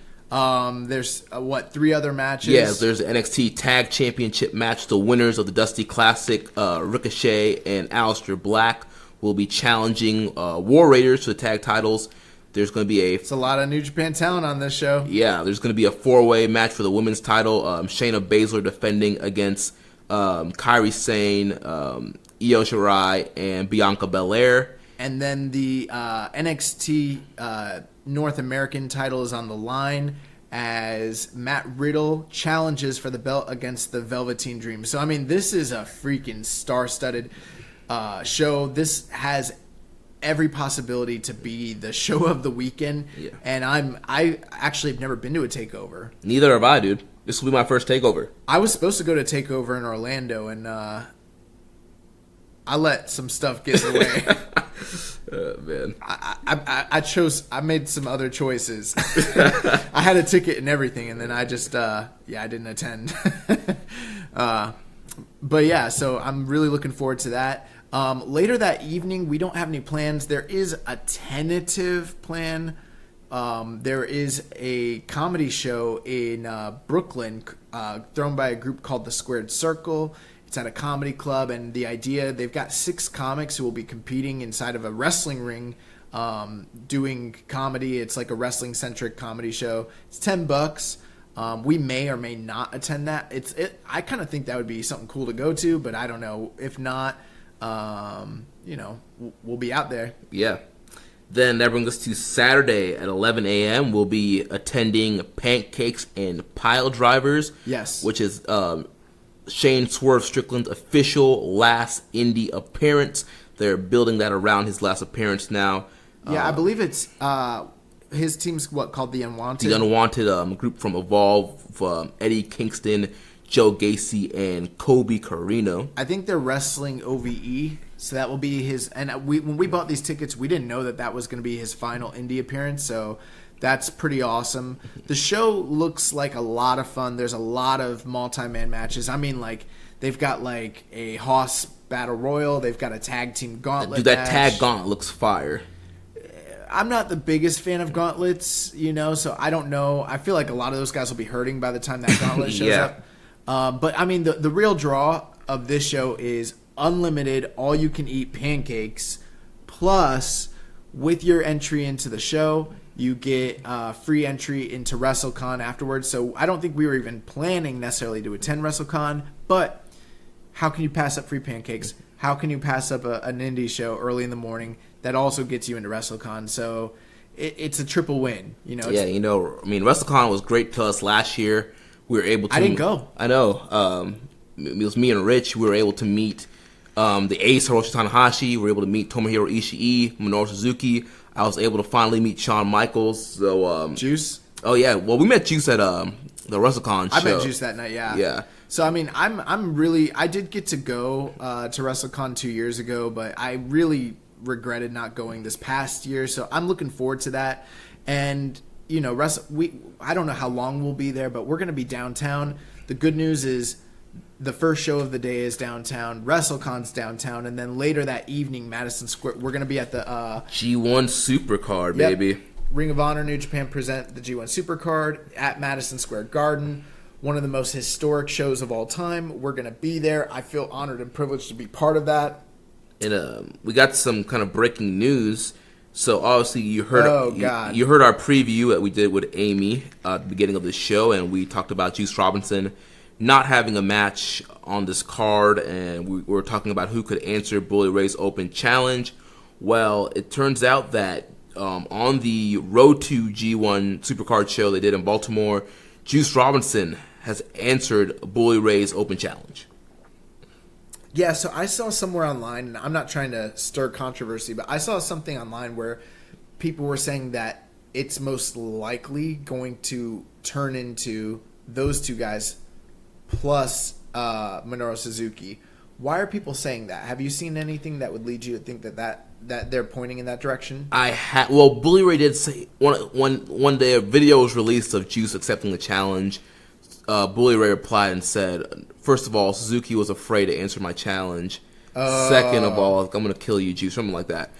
So, Gotcha. I mean, they could do something where Juice gets jumped. No, they better not do that. But that would really devalue Juice. Yes, it would. But I'm just saying, if they somehow want to get this Bully Ray Suzuki match, you have Bully Ray jump Juice before the match, or you have like Shane Taylor, one of Bully Ray's teammates on and off attack Juice, and then Bully's like, see, nobody can answer my challenge, and then you do have Suzuki answer the challenge. You know what? I'm not really, man. I feel bad for saying this, but I don't really want to see Juice and Bully Ray, to be honest with you. That could deliver, and that they might just end up going that way. But I think the fact that he mentioned Suzuki leads me to think that maybe they wind up doing maybe just a triple threat. I feel like all the situations that you just laid out are bad booking decisions, in my opinion, because it would really hurt Juice. I don't want it to happen, but that's the only reason. Unless they do, you said a triple threat, then you have another triple threat on the show. But I gotta imagine too, it's like they're setting Juice up for a no-win situation because, people, it's like you want to get behind Juice, but at the same time, everyone in their mind was like, Suzuki's gonna come down and kill this fool. And now it's probably not going to happen the way we thought it was. So it's like people are not going to be happy with it. But I will say from a storyline perspective, it does make sense for it to be Juice. Bully is one of the guys that is, the most disrespectful against the code of honor. Excuse me. And Juice's group, Lifeblood, is all about bringing back the honor in Ring of Honor and have been stopping guys like the Kingdom and other heels. So It kind of makes sense to have Juice kind of stand up against Bully Ray. Yeah, but... So with that being said, earlier in the day, that's why we kind of said our Saturday is wide open. We're going to be downtown all day, taking in the sights, hanging out, eating food, drinking coffee, drinking drinks, getting lit. We're going to be out there. So that might be the best time to, if anyone wants to meet up, hang out with the guys of Social Suplex and Keepin It Strong Style. I'm going to guess Saturday, we might be pre-gaming a little bit for MSG. But not too much because I want to be cognizant. Maybe we'll go to this paper lunch place. If he's paying. And so then Sunday, Suplexmania. Yep. So at 5 p.m., the live podcast portion of Suplexmania will begin. The guys from Grown Men Watch This Shit will be there. Your boys here at Keepin It Strong Style, One Nation Radio. Floyd Johnson from All Things Elite may be making a run-in appearance. Mm-hmm. I don't know. It depends. I know he's got to get all the way out to Jersey, so we'll see. But we're going to be covering all the events that we've gone to, our favorite matches of the weekend, any breaking news, which how it is WrestleMania weekend. There's always moves, different things happening, appearances, surprises. We'll be covering all that. We'll be covering the NXT show, the Madison Square Garden show, and answering your questions regarding WrestleMania. And then at 7 o'clock, the live watch party for WrestleMania will begin. Yeah, dude, it's going to be a great time. Come out, eat some wings with us, drink some beers. We'll watch this WrestleMania. Probably end up making fun of it throughout the night. Guys, it's going to be cold. It's going to be raining. We know this. I know we're from Florida, so I'm not really looking forward to that aspect of the trip. But that being said, it's like there's a lot of people looking for places to tailgate. And I know, how big is MetLife? There's probably like 80,000 plus that are going to be attending WrestleMania. But there's even more of you who are heading home. I mean, I can't believe how many people I've talked to that are like, yeah, I'm going to be on my way home Sunday. I'm like, oh my God, there's so many people. Like, people are showing up for Madison Square Garden and then going home. Yeah. But if you're going to be in town and you're going to be in the area, come hang out with us. Watch this show. It's going to be an awesome time. We got the entire top floor of the original Hooters rented out, and I'm really, really looking forward to it. Like, I cannot wait. Yeah, it's going to be a great time, guys. All right, so we're just going to wrap up with some few quick news items here. So last week we talked about the Flip Gordon injury, not being at the Road to G1 show or being at the Madison Square Garden show, and just kind of an update on that. So he was officially set to return from his MCL tear at that Baltimore show, but then his knee locked up on March 25th when he was flying from Ireland for the OTT promotion. So it's saying that Gordon might have suffered a bucket handle meniscus tear, which is the same injury that Cody and Michael Elgin suffered in the recent months. So if that is the case, then he will need a second surgery and will be out for as long as 6 months. There's an MRI going out. Not sure if the results have came back yet. So if he needs a surgery, poor Flip will be out for 6 more months, and that's really killing the momentum he kind of built up last year. That's heartbreaking, man. That's heartbreaking. Best wishes to Juice. Quick recovery. You mean Flip? I'm sorry. Yeah, I've got Juice on the mind. Flip, and I hope this isn't anything too serious, honestly. Yeah. In other injury news, David Finlay went under surgery this past week from a torn labrum that he suffered on the Honor Rising show. So also same thing for David Finlay. Hoping for a quick recovery for him. And then the last thing here, so for the G1 Climax, the opening day in Dallas, fans have been told that the local bell time will be 5 p.m., which will be 6 p.m. Eastern, and this show will be airing live on Access TV. So really looking forward to going out to that G1 show. Hopefully tickets pick up a little bit more. They've been slowly picking up. Hopefully they, after this G1 Supercard, they will go ahead and break tradition and announce the competitors and the blocks. One last thing, the free match of the week this week is the match from this past Wrestle Kingdom. Kazuchika Okada taking on Jay White, a pre-show preview for the G1 Supercard main event. So if you're not subscribed to New Japan Pro NJPW World, go ahead and check that out. It was a great match, and it's a great way to kind of prep yourself for this main event that we're getting ready to watch. Yeah, so next week we'll be back with a review of the G1 Supercard show. And make sure you guys connect with us on social media. On Twitter, the show is at KI Strong Style. Also follow us at Social Suplex. You can follow me at Jeremy L. Donovan. Follow us on Facebook, facebook.com/Social Suplex. Join us in the Wrestling Squared Circle Facebook group, facebook.com/group/Wrestling Squared Circle. On Reddit, I am the pro black guy. Josh is Keeping It Strong Style. You can email me, Jeremy, at socialsuplex.com. Make sure you check out all the other shows on the Social Suplex Podcast Network. On Sundays, we have One Nation Radio, hosted by Rich Latta and James Boyd. On Wednesdays, we have the Ricky and Clive Wrestling Show. Also on Wednesdays, every other Wednesday, we have our podcast dedicated to independent wrestling, Grown Men Watch This Shit, hosted by Jeremy Tate and Chris Bryant. On Fridays, we have NXT Then, Now, and Forever. And Saturday, we have All Things Elite, Don't forget to subscribe, leave a rating and review. We want to see you guys in New York. Yes. Make sure you hit us up. Before we end the show, two things. For real, if you are listening and you are going to be in New York, hit us up for real. This is not an arbitrary, hit us up. I'm being dead serious. Actually hit us up. We'll make our best effort. If you're at the same show as us, we will say hello. We want to interact with you guys.